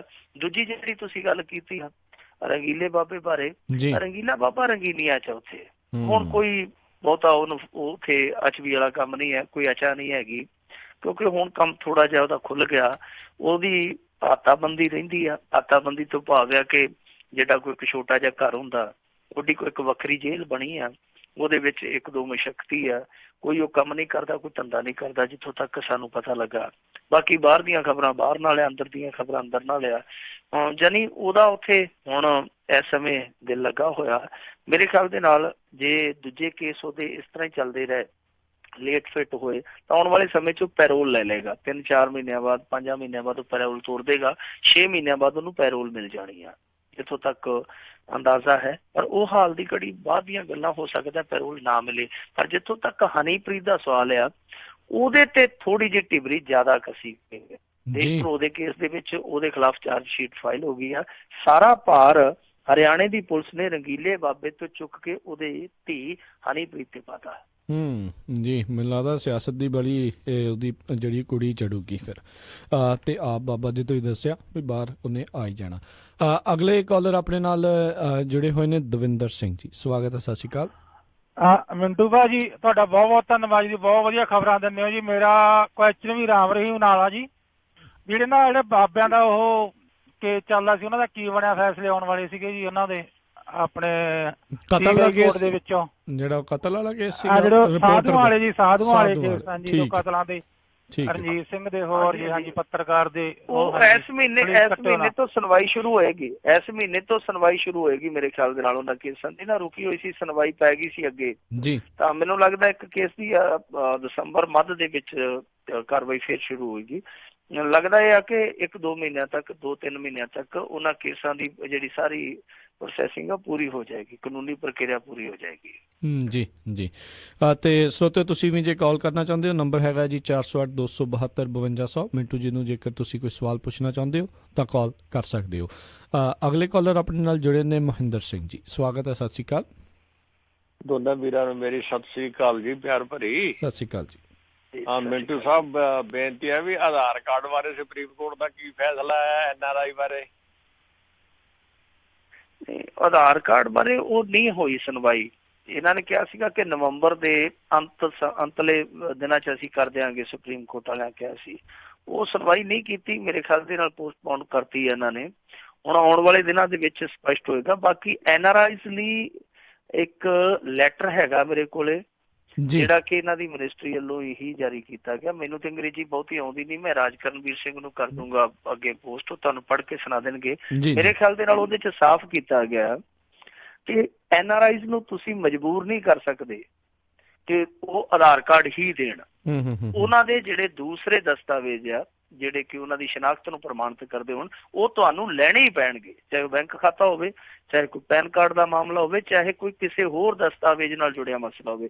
ਪਾਸਪੋਰਟ ਵਗੈਰਾ। ਕੋਲ ਪਹਿਚਾਣ, ਹਾਂ ਬਿਲਕੁਲ, ਜਿਹੜੀ ਉਹਨਾਂ ਦੇ ਕੋਲ ਪਹਿਚਾਣ ਅਵੇਲੇਬਲ ਆ, ਤੁਸੀਂ ਉਹ ਮੰਨੋਗੇ ਤਾਂ ਮੈਂ ਤੁਹਾਨੂੰ ਲੈਟਰ ਅੱਗੇ ਫਾਰਵਰਡ ਕਰ ਦੂੰਗਾ। ਠੀਕ ਹੈ, ਬਿਲਕੁਲ ਮਿੰਟੂ ਜੀ ਕਰ ਦਿਓ, ਫਿਰ ਆਪਾਂ ਫੇਸਬੁੱਕ ਤੇ ਵੀ ਉਹਨੂੰ ਸ਼ੇਅਰ ਕਰ ਦਾਂਗੇ ਤੇ ਪੜ੍ਹ ਕੇ ਵੀ ਜਿਹੜਾ ਜ਼ਰੂਰ ਸੁਣਾ ਦਿਆਂਗੇ। ਤੇ ਅਗਲੇ ਆਪਣੇ ਕਾਲਰ ਜੁੜੇ ਹੋਏ ਨੇ ਆਪਣੇ ਨਾਲ, ਰਾਜਾ ਜੀ ਮੋਡੈਸਟੋ ਤੋਂ, ਸਵਾਗਤ ਹੈ, ਸਤਿ ਸ਼੍ਰੀ ਅਕਾਲ। ਸਤਿ ਸ਼੍ਰੀ ਅਕਾਲ ਜੀ। ਸਤਿ ਸ਼੍ਰੀ ਅਕਾਲ ਜੀ। ਹਾਂਜੀ, ਮੈਂ ਕਿਹਾ ਵੀ ਜਿੱਦਾਂ ਬਿੱਲ ਹੋਰ ਪਾਸ ਹੁੰਦੇ ਆ, ਕੋਈ ਇੱਦਾਂ ਕਾਨੂੰਨ ਨਹੀਂ ਬਣ ਸਕਦਾ ਜਿਹੜੇ ਵਿਆਹ ਸ਼ਾਦੀਆਂ ਦੇ ਵਿੱਚ ਫਾਇਰਿੰਗ ਕਰਦੇ ਆ ਬਿਨਾਂ ਮਤਲਬ ਤੋਂ, ਕੋਈ ਕੋਠੇ ਦੇ ਗਨ ਚਲਾਈ ਜਾਂਦਾ, ਕੋਈ ਇੱਦਾਂ ਦਾ ਇਹਨਾਂ ਕਾਨੂੰਨ ਤੇ ਰੋਕ ਲੱਗਣੀ ਚਾਹੀਦੀ ਆ। ਮੈਂ ਵੀਡੀਓ ਦੇਖਦਾ ਹੁੰਦਾ ਇੰਸਟਾਗ੍ਰਾਮ ਫੇਸਬੁੱਕ ਦੇ, ਵੀ ਪੰਜਾਬ ਦੇ ਉਹਨਾਂ ਦੇ ਇੱਕ ਥੱਪੜ ਮਾਰੇ ਉਹ ਉੱਠਣ ਜੋਗੇ ਨਹੀਂਗੇ, ਉਹਨਾਂ 'ਚ ਜਾਨ ਨਹੀਂ। ਕੋਈ ਫਾਇਰ ਕਰੀ ਜਾਂਦਾ, ਕੋਈ ਕੱਦੂ 'ਚ ਜੀਭ ਬਾੜੀ ਫਿਰਦਾ, ਕੱਦੂ 'ਚ ਬੋਲਟ ਬਾੜੀ ਜਾਂਦਾ, ਤੇ ਪੰਜਾਬ ਦੀ ਜਵਾਨ ਇਹ ਜਿਹੇ ਜੋਗੀ ਰਹਿ ਗਈ ਜੀ। ਇਹਦੇ ਬਾਰੇ ਦੱਸਿਓ। ਥੈਂਕ ਯੂ ਜੀ। ਨਹੀਂ, ਇਹਦੇ 'ਚ ਆਲਰੇਡੀ ਕਾਨੂੰਨ ਹੈਗਾ। ਤੁਸੀਂ ਪੈਲਸ ਦੇ ਵਿੱਚ ਹਥਿਆਰ ਨਹੀਂ ਲਿਜਾ ਸਕਦੇ। ਤੁਸੀਂ ਕਦੇ ਦੇਖਿਆ ਹੋਣਾ, ਜਦੋਂ ਤੁਸੀਂ ਪੈਲਸ 'ਚ ਵੜਦੇ ਹੋ, ਉੱਥੇ ਬੋਰਡ ਲੱਗਾ ਹੁੰਦਾ ਬਾਹਰ ਕਿ ਅੰਦਰ ਹਥਿਆਰ ਲਿਜਾਣਾ ਮਨਾ ਹੈ, ਇਹ ਵਰਡਿੰਗ ਲਿਖੀ ਹੁੰਦੀ ਆ। ਤੁਸੀਂ ਹਥਿਆਰ ਨਹੀਂ ਲਿਜਾ ਸਕਦੇ। ਪਰ ਹੁੰਦਾ ਕੀ ਆ ਕਿ ਜਿਹੜੇ ਉਹ ਹੁੰਦੇ ਆ ਪੈਲਸ ਵਾਲੇ, ਜਾਂ ਉਹ ਇਸ ਤਰ੍ਹਾਂ ਦਾ ਕਮਿਊਨਿਟੀ ਹਾਲ ਜਿਨ੍ਹਾਂ ਨੇ ਬਣਾਇਆ ਹੁੰਦਾ ਕੋਈ, ਤਾਂ ਉਹ ਲਾਲਚ ਨੂੰ ਹੁੰਦੇ ਆ ਕਿ ਜੇ ਅਸੀਂ ਇਹਨਾਂ ਨੂੰ ਰੋਕਾਂਗੇ ਟੋਕਾਂਗੇ, ਕਿਤੇ ਇਹ ਨਾ ਹੋਵੇ ਕਿ ਇਹ ਸਮਾਨ ਚੁੱਕ ਕੇ ਤੁਰ ਵਗਣ। ਸੋ ਇਸ ਤਰ੍ਹਾਂ ਦੀਆਂ ਦੋਵੇਂ ਪਾਸੇ ਮਜਬੂਰੀਆਂ ਹੁੰਦੀਆਂ। ਜਿਹੜੇ ਘਰ ਵਾਲੇ ਕਹਿੰਦੇ ਆ ਕਿ ਅਸੀਂ ਵੀ ਬਹੁਤਾ ਜ਼ੋਰ ਨਹੀਂ ਪਾਵਾਂਗੇ ਮੇਲੀਆਂ ਤੇ ਕਿ ਨਾ ਲੈ ਕੇ ਆਓ। ਸੋ ਇਹ ਚੀਜ਼ ਜਿਹੜੀ ਆ, ਇਹ ਨਹੀਂ ਹੈਗਾ ਕਿ ਕਾਨੂੰਨੀ ਤੌਰ ਤੇ ਮਾਨਤਾ ਪ੍ਰਾਪਤ ਆ ਕਿ ਤੁਸੀਂ ਕੱਢੋ ਦਨਾਲ ਤੇ ਉੱਥੇ ਜਿੱਧਰ ਨੂੰ ਮਰਜ਼ੀ ਠਾਹ ਕਰੀ ਚੱਲੋ। ਇਹ ਇਸ ਤਰ੍ਹਾਂ ਦਾ ਕੁਝ ਨਹੀਂ ਹੈਗਾ।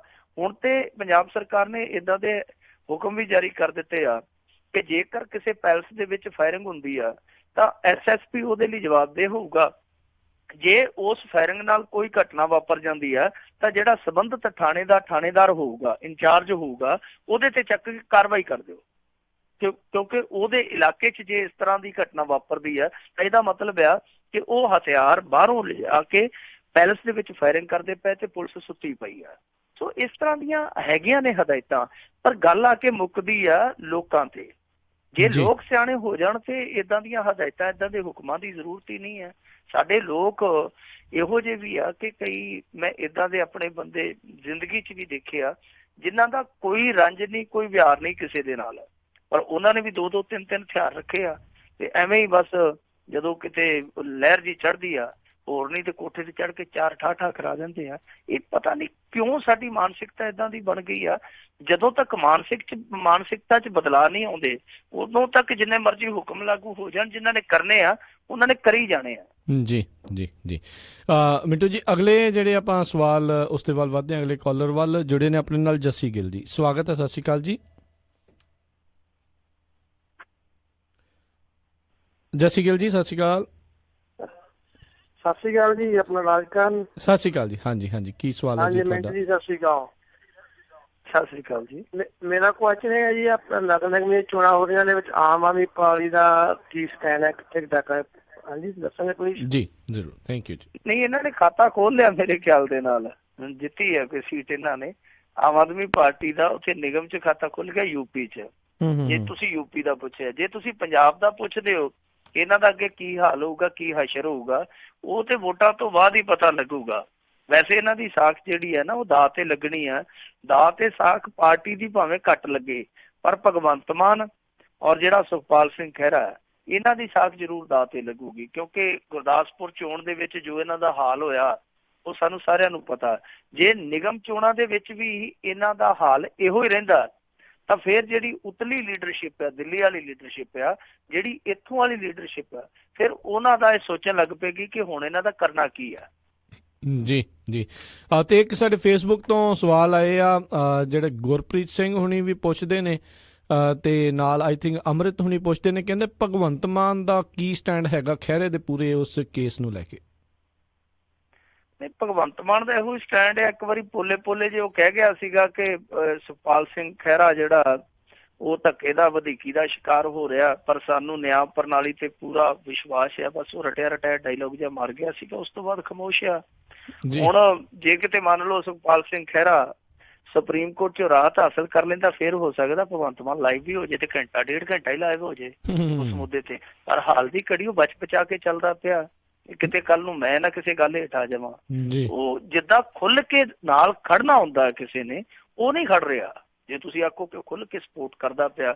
ਬਾਕੀ ਇਹ ਸਵਾਲ ਜਿਹੜਾ ਮੇਰੇ ਖਿਆਲ ਦੇ ਨਾਲ ਮੇਰੇ ਕਰਨ ਨਾਲੋਂ ਜ਼ਿਆਦਾ ਭਗਵੰਤ ਮਾਨ ਦੇ ਕਰਨ ਵਾਲਾ। ਭਗਵੰਤ ਮਾਨ ਨੂੰ ਕੀਤਾ ਜਾਵੇ ਕਿ ਭਾਈ ਤੁਸੀਂ ਪਰਦੇ ਦੇ ਪਿੱਛੇ ਕਿਉਂ, ਜੋ ਤੁਸੀਂ ਸਪੋਰਟ ਕਰਦੇ ਹੋ ਤਾਂ ਖੁੱਲ ਕੇ ਆਪਣੀ ਪਾਰਟੀ ਦੇ ਉਸ ਲੀਡਰ ਦੇ ਨਾਲ ਕਿਉਂ ਨਹੀਂ ਖੜਦੇ, ਜਿਹੜਾ ਲੀਡਰ ਇਸ ਸਮੇਂ ਇੱਕੋ ਵੇਲੇ ਕਈ ਮੋਰਚਿਆਂ ਤੇ ਲੜਾਈਆਂ ਲੜਦਾ ਪਿਆ। ਜੀ ਜੀ। ਅਗਲੇ ਕਾਲਰ ਲక్ష్మణ ਸਿੰਘ ਜਾਹਲ ਜੀ, ਸਵਾਗਤ ਹੈ। ਸਤਿ ਸ਼੍ਰੀ ਅਕਾਲ। ਹਾਂਜੀ, ਸਤਿ ਸ਼੍ਰੀ ਅਕਾਲ ਰਾਜਕਾਨ ਜੀ। ਸਤਿ ਸ਼੍ਰੀ ਅਕਾਲ ਮੈਕੂ ਜੀ। ਸਤਿ ਸ਼੍ਰੀ ਅਕਾਲ ਜੀ। ਸਤਿ ਸ਼੍ਰੀ ਅਕਾਲ ਜੀ। ਹਾਂਜੀ, ਮੇਰਾ ਸਵਾਲ ਇਹ ਆ ਜੀ, ਆਪਣਾ ਸੁਖਪਾਲ ਖਹਿਰਾ ਤਾਂ 5-7 ਹਫ਼ਤੇ ਜਾਂ 5-4 ਮਹੀਨੇ ਤਾਂ ਖੁੱਲ ਸੁੱਖ ਦੀ ਨੀਂਦ ਸੌਂਗਾ, ਪਰ ਬੀਬੀ ਜਗੀਰ ਕੌਰ ਤਾਂ ਮਜੀਠੀਆ ਨੂੰ ਟੈਨਸ਼ਨ ਤਾਂ ਨਾ ਕੋਈ ਹੋ ਜਾਊਗੀ। ਇੱਕ ਦੂਜਾ ਸਵਾਲ ਹੈ, ਜਗਤਾਰ ਜੱਗੀ ਮੇਰਾ ਪੇਂਡੂ ਆ ਜੀ, ਉਹਨੂੰ ਇੰਨਾ ਰਿਮਾਂਡ ਕਾਹਦੇ ਲਈ ਜਾਂਦੇ, ਉਹ ਤਾਂ ਨਿਕਲਦਾ ਤਾਂ ਕੁਝ ਨਹੀਂ, ਇਹਦੇ ਬਾਰੇ ਦੱਸਿਓ ਜੀ। ਜੀ ਥੈਂਕ ਯੂ ਜੀ। ਓਕੇ ਜੀ। ਦੇਖੋ, ਹਾਂ, ਬੀਬੀ ਜਗੀਰ ਕੌਰ ਤੇ ਮਜੀਠੀਆ ਉਹਨਾਂ ਦਾ ਤਾਂ ਹਾਲ ਇਹ ਹੋਇਆ ਪਿਆ ਕਿ ਲੋਕਾਂ ਚੋਂ ਮੂੰਹ ਨਹੀਂ ਵਿਖਾਰੇ। ਕਈ ਦਿਨ ਹੋ ਗਏ ਆ, 4-5 ਦਿਨ ਹੋ ਗਿਆ ਜੀ। ਉਹ ਬਿਲਕੁਲ ਕੋਕਾ ਕੋਲਾ ਦੀ ਬੋਤਲ ਵਾਂਗੂ ਬਰਫ਼ 'ਚ ਲੱਗੇ ਪਏ ਆ। ਉਹ ਸੁਖਪਾਲ ਸਿੰਘ ਖਹਿਰਾ ਤੋਂ ਬੁੜਕ ਕੇ ਅਸਤੀਫਾ ਮੰਗਦੇ ਪਏ ਸੀ ਤੇ ਉਧਰੋਂ ਜਦੋਂ ਹਾਈ ਕੋਰਟ 'ਚ ਜਾ ਕੇ ਈਡੀ ਦੇ ਵਕੀਲ ਨੇ ਕਹਿਤਾ ਕਿ ਬਿਕਰਮ ਮਜੀਠੀਆ ਨੂੰ ਅਸੀਂ ਤੇ ਕਲੀਨ ਚਿੱਟ ਦਿੱਤੀ ਨਹੀਂ, ਇਹ ਆਪਣੇ ਆਪ ਹੀ ਕਲੀਨ ਚਿੱਟ ਬਣਾਈ ਫਿਰਦਾ।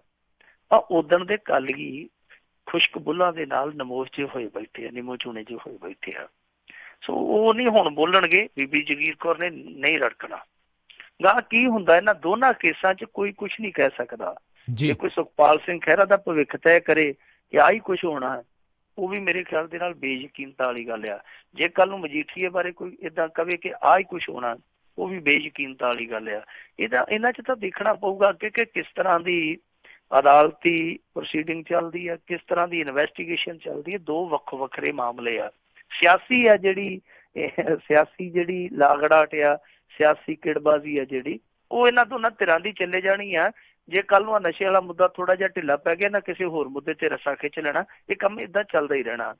ਦੂਜਾ ਸਵਾਲ ਜਿਹੜਾ ਤੁਸੀਂ ਜੱਗੀ ਜੌਹਲ ਦਾ ਕੀਤਾ, ਜੀ ਜੱਗੀ ਜੌਹਲ ਦੇ ਮਾਮਲੇ 'ਚ ਹਾਲ ਦੀ ਘੜੀ ਕੁਛ ਨਹੀਂ ਨਿਕਲਿਆ।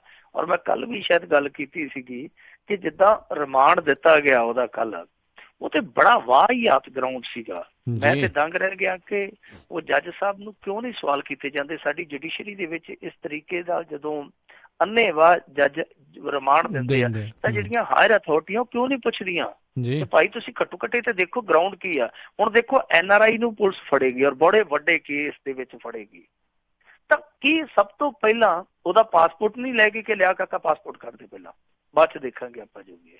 ਹੁਣ ਉਸ ਬੰਦੇ ਦਾ ਕੱਲ ਰਿਮਾਂਡ ਮੰਗਿਆ ਗਿਆ ਜੀ, ਇਹਦਾ ਪਾਸਪੋਰਟ ਰਿਕਵਰ ਕਰਨਾ। 1 ਮਹੀਨੇ ਤੋਂ ਪੁਲਿਸ ਹਿਰਾਸਤ 'ਚ ਆ।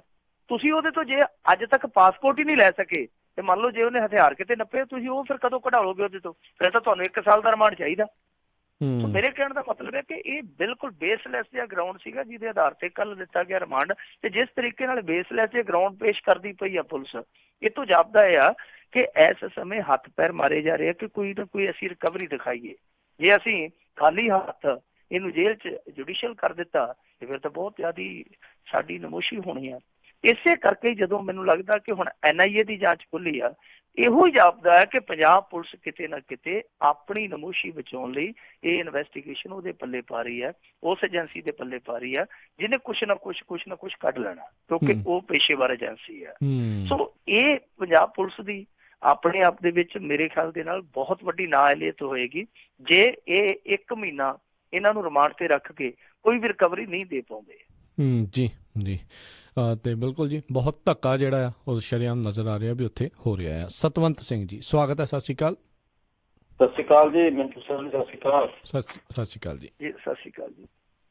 ਉਹ ਮੈਂ ਇੱਕ ਸਵਾਲ ਕਰਨਾ ਸੀ ਜੀ, ਕਹਿੰਦੇ ਆਪਣਾ ਡਿਜੀਟਲ ਇੰਡੀਆ ਕਰਨਾ ਆ। ਮੇਰਾ ਇੱਕ ਪਰਸਨਲ ਐਕਸਪੀਰੀਅੰਸ ਬਹੁਤ ਮਾੜਾ ਆ ਡਿਜੀਟਲ ਇੰਡੀਆ ਦਾ। ਸਾਡੇ ਇੱਕ ਮੈਂ ਇੱਥੇ USA ਫਾਦਰ ਸਾਹਿਬ ਦੀ ਡੈਥ ਹੋ ਗਈ। ਡੈਥ ਸਰਟੀਫਿਕੇਟ ਲੈਣ ਨੂੰ 2016 ਦੇ ਵਿੱਚ ਐਪਲੀਕੇਸ਼ਨ ਸੁਵਿਧਾ ਸੈਂਟਰ 'ਚ ਦਿੱਤੀ ਸੀ। ਉੱਥੋਂ ਚਲੋ ਜੀ ਚੱਲ ਜਾਓ, DC ਦਫ਼ਤਰ ਚੱਲ ਜਾਓ ਜੀ, SDM ਦਫ਼ਤਰ ਚੱਲ ਜਾਓ, ਡਿਸਟ੍ਰਿਕਟ ਲੈਵਲ ਦੇ ਦਫ਼ਤਰ ਚੱਲ ਜਾਓ। 1 ਸਾਲ ਬਾਅਦ ਹੁਣ ਆਣ ਕੇ ਉਹ ਕਹਿੰਦੇ ਜੀ ਦੁਬਾਰਾ ਐਪਲੀਕੇਸ਼ਨ ਆਪਣੀ ਜਿਹੜੀਆਂ ਡਿਸਪੈਂਸਰੀ ਹੈ ਨਾ ਪਿੰਡਾਂ ਦੇ ਵਿੱਚ ਖੁੱਲੀਆਂ, ਉੱਥੇ ਜਾ ਕੇ ਐਪਲੀਕੇਸ਼ਨ ਦਿਓ। ਈਵਨ ਦੈਨ ਇਹਦੇ ਵਿੱਚ ਤੁਹਾਨੂੰ ਇੱਕ ਹੋਰ ਦੱਸਾਂ ਗੱਲ ਕਿ ਇਹ ਜੂਨ ਦੇ ਵਿੱਚ ਉਹਨਾਂ ਨੇ ਕਹਿੰਦੇ ਮੈਸੇਜ ਗਏ ਉਹਨਾਂ ਦੇ ਕੋਲ ਵੀ ਹੁਸ਼ਿਆਰਪੁਰ ਵੀ ਤੁਸੀਂ ਆਪਣਾ ਸਰਟੀਫਿਕੇਟ ਦਿਓ। ਕਹਿੰਦੇ ਜੀ ਇਹ ਸਰਟੀਫਿਕੇਟ ਤੁਸੀਂ ਗੁਰਜੀਤ ਕੌਰ ਦਾ ਅਪਲਾਈ ਕੀਤਾ? ਉਹ ਕਹਿੰਦੇ ਜੀ ਮੈਂ ਗੁਰਜੀਤ ਕੌਰ ਆ, ਮੈਂ ਅਪਲਾਈ ਕੀਤਾ, ਮੇਰੇ ਸਹੁਰਾ ਸਾਹਿਬ ਦਾ ਆ। ਉਹ ਕਹਿੰਦੇ ਜੀ ਸਾਡੇ ਕੋਲ ਜਿਹੜੀ ਐਪਲੀਕੇਸ਼ਨ ਹੈ ਗੁਰਜੀਤ ਕੌਰ ਦਾ ਐਪਲੀਕੇਸ਼ਨ ਸਰਟੀਫਿਕੇਟ ਅਪਲਾਈ ਹੋਇਆ ਆ, ਉਹਦਾ ਅਸੀਂ ਬਣਾ ਸਕਦੇ ਹੋ। ਕਹਿੰਦੀ ਮੈਂ ਜੀਦੀ ਜਾਗਦੀ ਤੁਹਾਡੇ ਸਾਹਮਣੇ ਖੜੀ ਆ ਇਸ ਵੇਲੇ।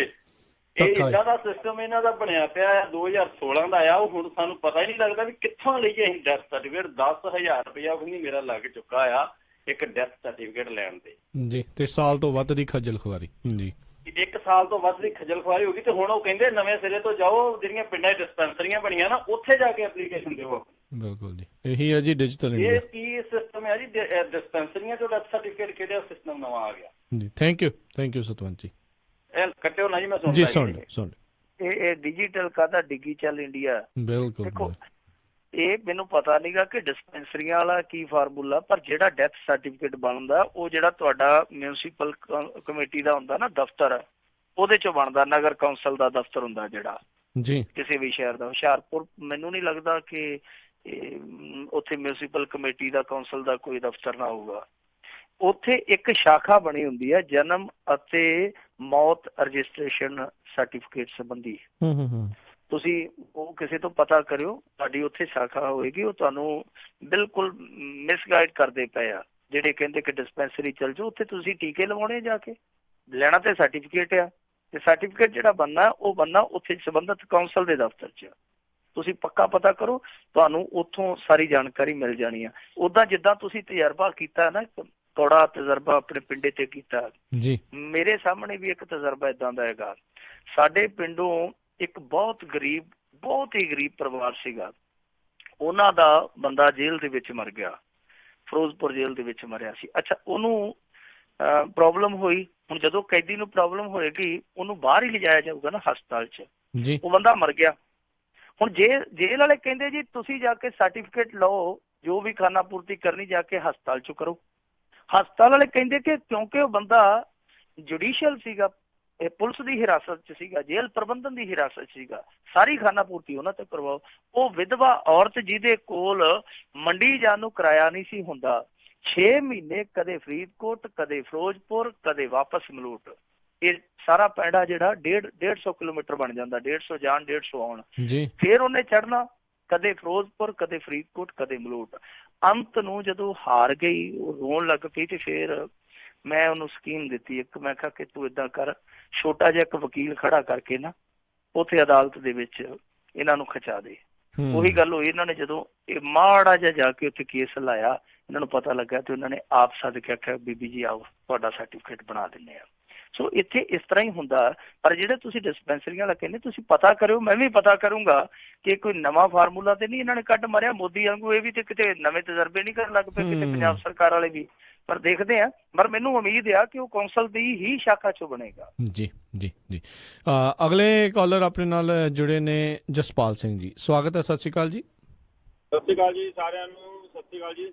ਸਤਿ ਸ਼੍ਰੀ ਅਕਾਲ। ਤੇ ਮੇਰਾ ਸਵਾਲ ਸੀਗਾ ਜੀ ਕੈਪਟਨ ਅਮਰਿੰਦਰ ਸਿੰਘ ਜੀ ਹੁਣਾਂ ਨੂੰ, ਤੇ ਅੱਜ ਕੱਲ੍ਹ ਜਿੱਦਾਂ ਮਾਤਾ ਚੰਦ ਕੌਰ ਜਾਂ ਹੋਰ ਜਿਹੜੇ ਪੰਜਾਬ 'ਚ ਹਿੰਦੂ ਸੰਗਠਨਾਂ ਦੇ ਕਤਲ ਹੋਏ ਉਹਨਾਂ ਦਾ ਫਿਕਰ ਜ਼ਿਆਦਾ ਹੈਗਾ ਜਦ ਕਿ ਗੁਰੂ ਗ੍ਰੰਥ ਸਾਹਿਬ ਦੀ ਜਿਹੜੀ ਬੇਅਦਬੀ ਹੋਈ ਸੀ ਉਹਨਾਂ ਬਾਰੇ ਇਹਨਾਂ ਨੇ ਕੋਈ ਐਕਸ਼ਨ ਲਿਆ ਨਹੀਂ, ਨਾ ਕੁਝ ਕਰ ਰਿਹਾ ਲੱਗਦਾ। ਤੇ ਇਹਦੇ ਬਾਰੇ ਦੱਸੋ, ਕੋਈ ਜਾਣਕਾਰੀ ਹੈਗੀ ਤਾਂ ਜੀ ਮਿੰਟੂ ਜੀ। ਜੀ ਨਹੀਂ ਦੇਖੋ ਸਾਰਿਆਂ ਦਾ ਫਿਕਰ ਹੁੰਦਾ। ਜਿਹੜਾ ਮੁੱਖ ਮੰਤਰੀ ਹੈ ਨਾ, ਉਹਨੂੰ ਸਾਰੇ ਸੂਬੇ ਦਾ ਹੀ ਫਿਕਰ ਹੁੰਦਾ ਹੈ। ਐਸੀ ਗੱਲ ਨਹੀਂ ਹੈ ਕਿ ਉਹ ਬਿਲਕੁਲ ਬੇਫਿਕਰਾ ਹੋ ਜਾਊਗਾ। ਤਾਂ ਦੂਜੀ ਜਿਹੜੀ ਮੈਂ ਤੁਹਾਨੂੰ ਅਪਡੇਟ ਦੇਣ ਲੱਗਾ ਇਸ ਮਾਮਲੇ 'ਚ, ਉਹ ਹੁਣ ਦੀ ਹੈ, ਤਾਜ਼ਾ ਹੀ ਆ। ਦੱਸਦੇ ਇਹ ਹੈ ਕਿ ਜਿਹੜਾ ਬੇਅਦਬੀਆਂ ਦੀ ਜਾਂਚ ਪੜਤਾਲ ਲਈ ਕਮਿਸ਼ਨ ਬਿਠਾ ਲਿਆ ਸੀਗਾ, ਉਹਨੇ ਸਾਰੀ ਜਾਂਚ ਪੜਤਾਲ ਮੁਕੰਮਲ ਕਰ ਲਈ ਆ ਔਰ ਇਸ ਮਹੀਨੇ ਦੇ ਅੰਤ ਤੱਕ ਉਹ ਕਿੱਸਾ ਖੁੱਲ ਜਾਣਾ ਹੈ। ਔਰ ਉਸ ਕਿੱਸੇ ਖੁੱਲਣ ਤੇ ਸਿਆਲ ਦੇ ਵਿੱਚ ਬਹੁਤ ਸਾਰੇ ਲੋਕਾਂ ਨੂੰ ਮੁੜਕਾ ਆਉਣਾ ਹੈ। ਉਹਦੇ 'ਚ ਦੱਸਿਆ ਇਹ ਜਾਂਦਾ ਹੈ ਕਿ ਕਮਿਸ਼ਨ ਨੇ ਜਿਹੜੀ ਜਾਂਚ ਪੜਤਾਲ ਕੀਤੀ ਹੈ, ਉਹਦੇ 'ਚ ਕੁਝ ਰਾਜਨੀਤਿਕ ਲੋਕਾਂ ਤੋਂ ਲੈ ਕੇ ਅਫਸਰਾਂ ਤੱਕ ਫਸਦੇ ਪਏ ਆ, ਕਿਉਂਕਿ ਉਹਨਾਂ ਨੇ ਬਹੁਤ ਵਿਆਪਕ ਪੱਧਰ ਤੇ ਸਟੇਟਮੈਂਟ ਉਹਨਾਂ ਨੇ ਦਰਜ ਕੀਤੀਆਂ ਨੇ। ਬਹੁਤ ਵੱਡੇ ਪੱਧਰ ਤੇ ਉਹਨਾਂ ਨੇ ਅਫਸਰਾਂ ਦੇ ਜਵਾਬ ਤਲਬ ਕੀਤੇ ਨੇ। ਇੱਥੋਂ ਤੱਕ ਕਿ ਸਮੈਦ ਸੈਣੀ ਨੂੰ ਵੀ ਦੁਬਾਰਾ ਸੱਦਿਆ ਜਾ ਰਿਹਾ।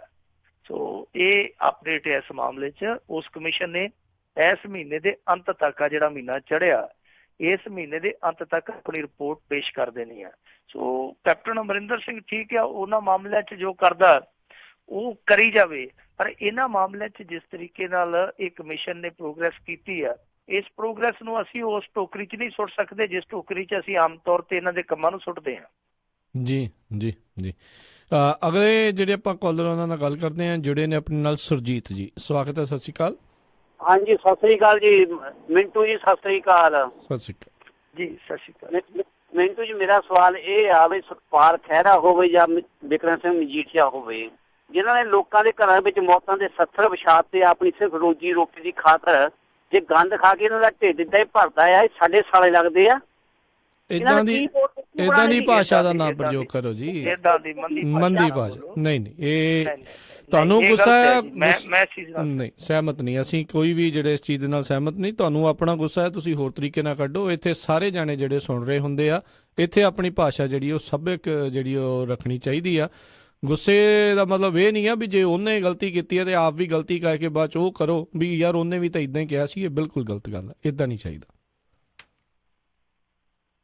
ਜੀ। ਨਹੀਂ, ਬੇਨਤੀ ਹੈ ਕਿ ਤੁਸੀਂ ਆਪਣੀ ਗੱਲ ਹੈ ਨਾ ਜਿਹੜੀ ਉਹ ਮਰਿਆਦਕ ਢੰਗ ਨਾਲ ਰੱਖੋ। ਆਪਣੇ 'ਚ ਧੀਆਂ ਭੈਣਾਂ ਵੀ ਸੁਣਦੀਆਂ ਨੇ, ਆਪਣੇ 'ਚ ਬਜ਼ੁਰਗ ਵੀ ਸੁਣਦੇ ਆ, ਚੰਗਾ ਨਹੀਂ ਲੱਗਦਾ ਬੰਦਾ। ਮੈਂ ਤੁਹਾਡੀ ਭਾਵਨਾ ਸਮਝਦਾ, ਤੁਹਾਡੇ ਮਨ ਦੇ ਵਿੱਚ ਪੰਜਾਬ ਲਈ ਜੋ ਦਰਦ ਹੋਏਗਾ, ਜੋ ਆਪਣਿਆਂ ਲਈ ਤੁਹਾਡੇ ਮਨ 'ਚ ਚਸਕ ਹੋਏਗੀ, ਚੀਜ਼ ਹੋਏਗੀ, ਉਹਦੀ ਅਸੀਂ ਕਦਰ ਕਰਦੇ ਹਾਂ। ਪਰ ਜਿਹੜੀ ਤੁਸੀਂ ਬੋਲੀ ਆ, ਮੇਰੇ ਖਿਆਲ ਦੇ ਨਾਲ ਅਸੀਂ ਜੇ ਪਰਿਵਾਰ 'ਚ ਬੈਠੇ ਹੋਈਏ ਤਾਂ ਵੀ ਇਹੋ ਜਿਹੀ ਬੋਲੀ ਬੋਲਣ ਤੋਂ ਗੁਰੇਜ਼ ਕਰੀਏ। ਏਦਾਂ ਦੀ ਬੋਲੀ ਸਾਨੂੰ ਨਹੀਂ ਬੋਲਣੀ ਚਾਹੀਦੀ, ਚਾਹੇ ਕੋਈ ਵੈਰੀ ਦੁਸ਼ਮਣ ਵੀ ਹੈ ਸਾਡਾ। ਬਿਲਕੁਲ ਇਸ ਨੂੰ ਤੁਸੀਂ ਸਾਰੇ ਜਾਣੇ ਆਪਣਾ ਪਰਿਵਾਰ ਹੀ ਸਮਝੋ। ਸਾਰੇ ਜਾਣੇ ਮਿਲ ਬੈਠ ਕੇ ਜਿਹੜੇ ਸੁਣ ਰਹੇ ਹੁੰਦੇ, ਆਪਾਂ ਵਿਚਾਰਾਂ ਜਿਹੜੀਆਂ ਉਹ ਕਰ ਰਹੇ ਹੁੰਦੇ ਆ। ਤੇ ਅਗਲੀ ਜਿਹੜੇ ਕਾਲਰ ਆਪਣੇ ਨਾਲ ਜੁੜੇ ਨੇ, ਨਛੱਤਰ ਸਿੰਘ ਜੀ। ਸਵਾਗਤ ਹੈ, ਸਤਿ ਸ਼੍ਰੀ ਅਕਾਲ ਜੀ।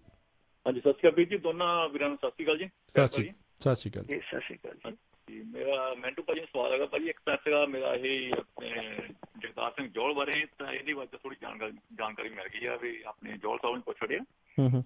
ਤਾਂ ਸਵਾਲ ਮੇਰਾ ਵੀਰ ਜੀ ਹੈਗਾ, ਆਪਣੇ ਜਿਹੜੇ ਇੰਦਰਜੀਤ ਨਹੀਂ ਸੀਗੇ ਆਪਣੇ ਸਬ ਇੰਸਪੈਕਟਰ ਜਿਹੜੇ ਫੜੋਏ ਬੜੀ ਪਿੱਛੇ ਕਹਿ ਦੀ ਗੱਲ ਆ, ਇਹਦੇ ਬਾਰੇ ਕੋਈ ਅਪਡੇਟ ਆਈ ਹੈਗੀ ਤਾਂ ਕੋਈ ਦੱਸੋਗੇ ਉਹਦੇ ਬਾਰੇ ਜੀ? ਜੀ ਕੱਲ ਕਾਫੀ ਲੰਮੀ ਚੌੜੀ ਜਿਹੜੀ ਉਦਾਂ ਵੈਸੇ ਚਰਚਾ ਉਸ ਦੇ ਉੱਤੇ ਕੀਤੀ ਸੀ, ਮੈਨੂੰ ਲੱਗਦਾ ਸ਼ਾਇਦ ਤੁਸੀਂ ਮਿਸ ਕਰ ਗਏ ਤੇ, ਪਰ ਚਲੋ ਕੋਈ ਨਹੀਂ, ਮਿੰਟੂ ਜੀ ਮਾੜਾ ਜਿਹਾ ਅਪਡੇਟ ਕਰ ਦਿਓ। ਜੀ ਦੇਖੋ, ਇੰਦਰਜੀਤ ਦਾ ਜਿਹੜਾ ਮਸਲਾ ਹੈ ਨਾ, ਉਹ ਹੁਣ ਅਦਾਲਤ ਦੇ ਵਿੱਚ ਹੀ ਆ। ਉਹਦੇ ਕੋਲ ਰਿਕਵਰੀ ਬਹੁਤ ਤਗੜੀ ਹੋਈ ਸੀ, ਤੁਹਾਨੂੰ ਪਤਾ ਹੀ ਆ। 3 ਕਿਲੋ ਸਮੈਕ ਸੀ, 4 ਕਿਲੋ ਹੈਰੋਇਨ ਫੜੀ ਆ ਉਹਦੇ ਕੋਲ, 2 AK-47 ਫੜੀਆਂ ਗਈਆਂ। ਹੁਣ ਇੰਦਰਜੀਤ ਦੇ ਮਾਮਲੇ 'ਚ ਅਪਡੇਟ ਜਿਹੜੀ ਲਾਸਟ ਅਪਡੇਟ ਹੈ ਉਹ ਇਹੋ ਆ ਕਿ ਉਸ ਕੇਸ ਦੇ ਵਿੱਚ ਚਾਰਜ ਸ਼ੀਟ ਫਾਈਲ ਕਰ ਦਿੱਤੀ ਹੈ। ਮਤਲਬ ਕਿ ਹੁਣ ਨਿਕਲ ਨਹੀਂ ਸਕਦਾ। ਜਿੱਦਾਂ ਇੱਕ ਉਮੀਦ ਕੀਤੀ ਜਾਂਦੀ ਸੀਗੀ ਕਿ ਹੋ ਸਕਦਾ ਦੱਬੇ ਪੈਰੀ ਇਹਨਾਂ ਨੂੰ ਬੋਚ ਕੇ ਜੇ ਕੱਢ ਦਿੱਤਾ ਜਾਵੇ, ਕਿਉਂਕਿ ਵੱਡੇ ਅਫਸਰ ਫਸਦੇ ਆ। ਚਾਰਜ ਸ਼ੀਟ ਫਾਈਲ ਹੋ ਗਈ, ਇਹਦਾ ਮਤਲਬ ਕਿ ਕੇਸ ਦਾ ਫੈਸਲਾ ਹੁਣ ਹੋਣਾ ਹੀ ਹੋਣਾ।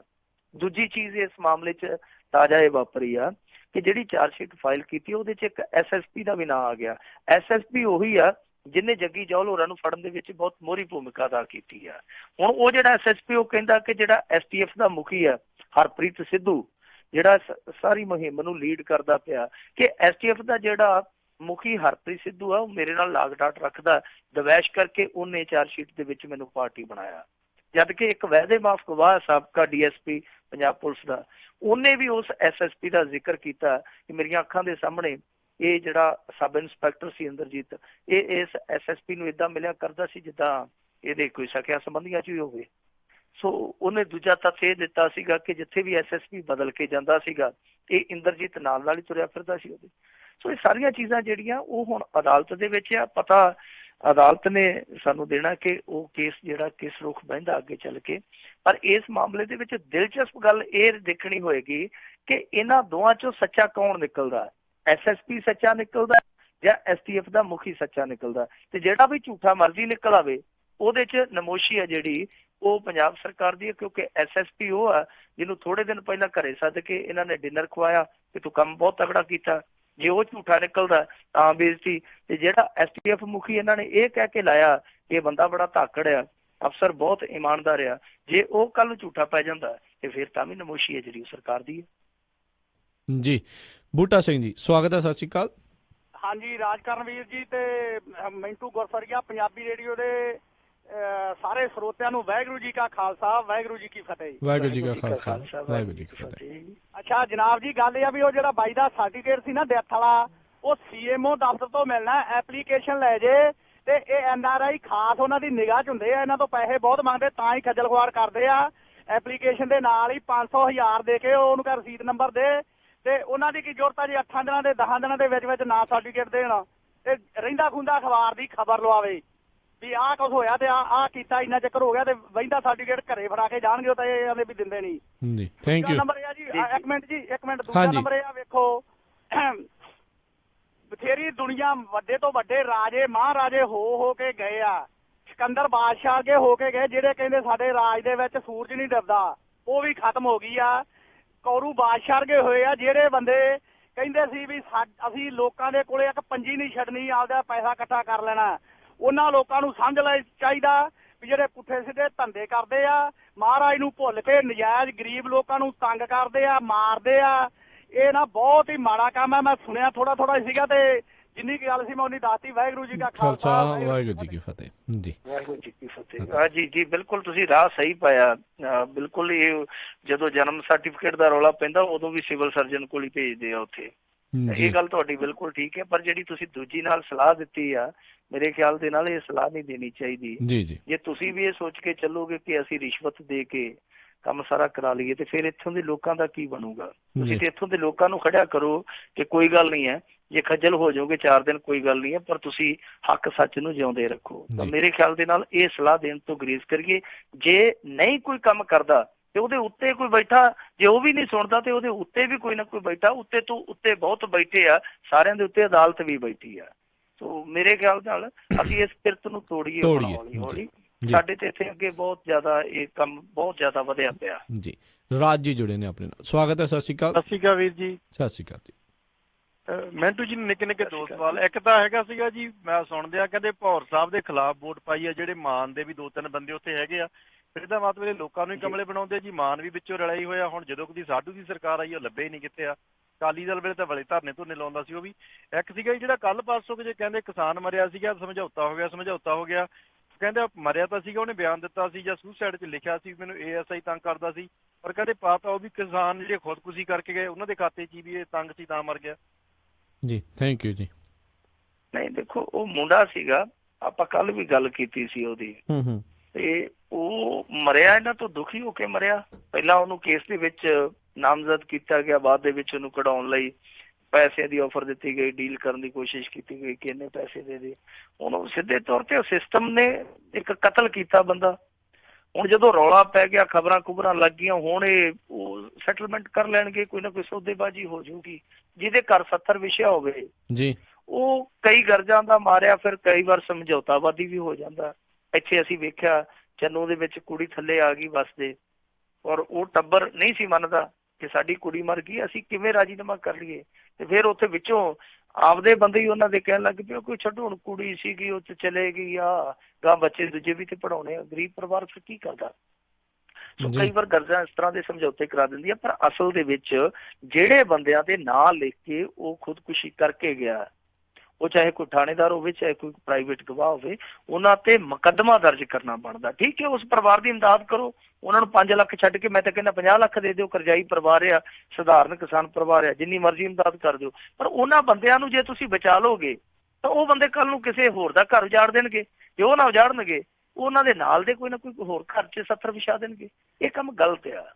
ਦੂਜਾ ਸਵਾਲ ਜਿਹੜਾ ਹੈ ਉਹ ਮੈਨੂੰ ਮਾੜਾ ਜਿਹਾ ਰਾਜਕਰਨਵੀਰ ਸਿੰਘ ਜੀ ਕਹਿੰਦੇ ਵੀ ਭੌਰ ਹੁਣਾਂ ਦਾ ਜਿਹੜਾ ਬੰਦਾ ਖੜਾ ਕੀਤਾ ਸੀ ਕਮੇਟੀ ਦੀ, ਜੀ ਜੀ, ਉਹ ਬੰਦਾ ਕੀ ਖੜਾ ਕੀਤਾ, ਉਹ ਤੇ ਪੰਗਾ ਖੜਾ ਹੋ ਗਿਆ। ਵਾਕਿਆ ਜਿੱਦਾਂ ਤੁਸੀਂ ਵੋਟਾਂ ਕਿਹੜੀਆਂ, ਸਾਰਿਆਂ ਨੇ ਵੋਟਾਂ ਗਿਣ ਲਈਆਂ।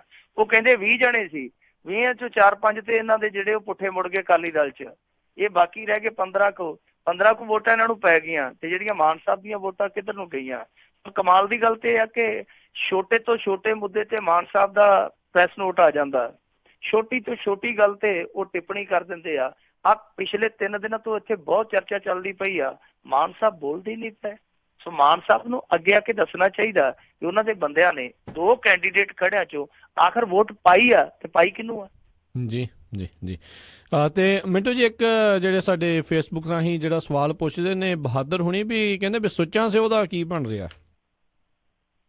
ਸੁੱਚਾ ਸਿੰਘ ਇਸ ਸਮੇਂ ਆਪਣੇ ਘਰ ਦੇ ਵਿੱਚ ਕਣਕ ਕੁਣਕ ਬੀਜਦਾ ਹੋਣਾ, ਫਿਰ ਚੱਲ ਪਊਗਾ ਉਹ ਵਿਹਲਾ ਜਿਹਾ ਹੋ ਕੇ।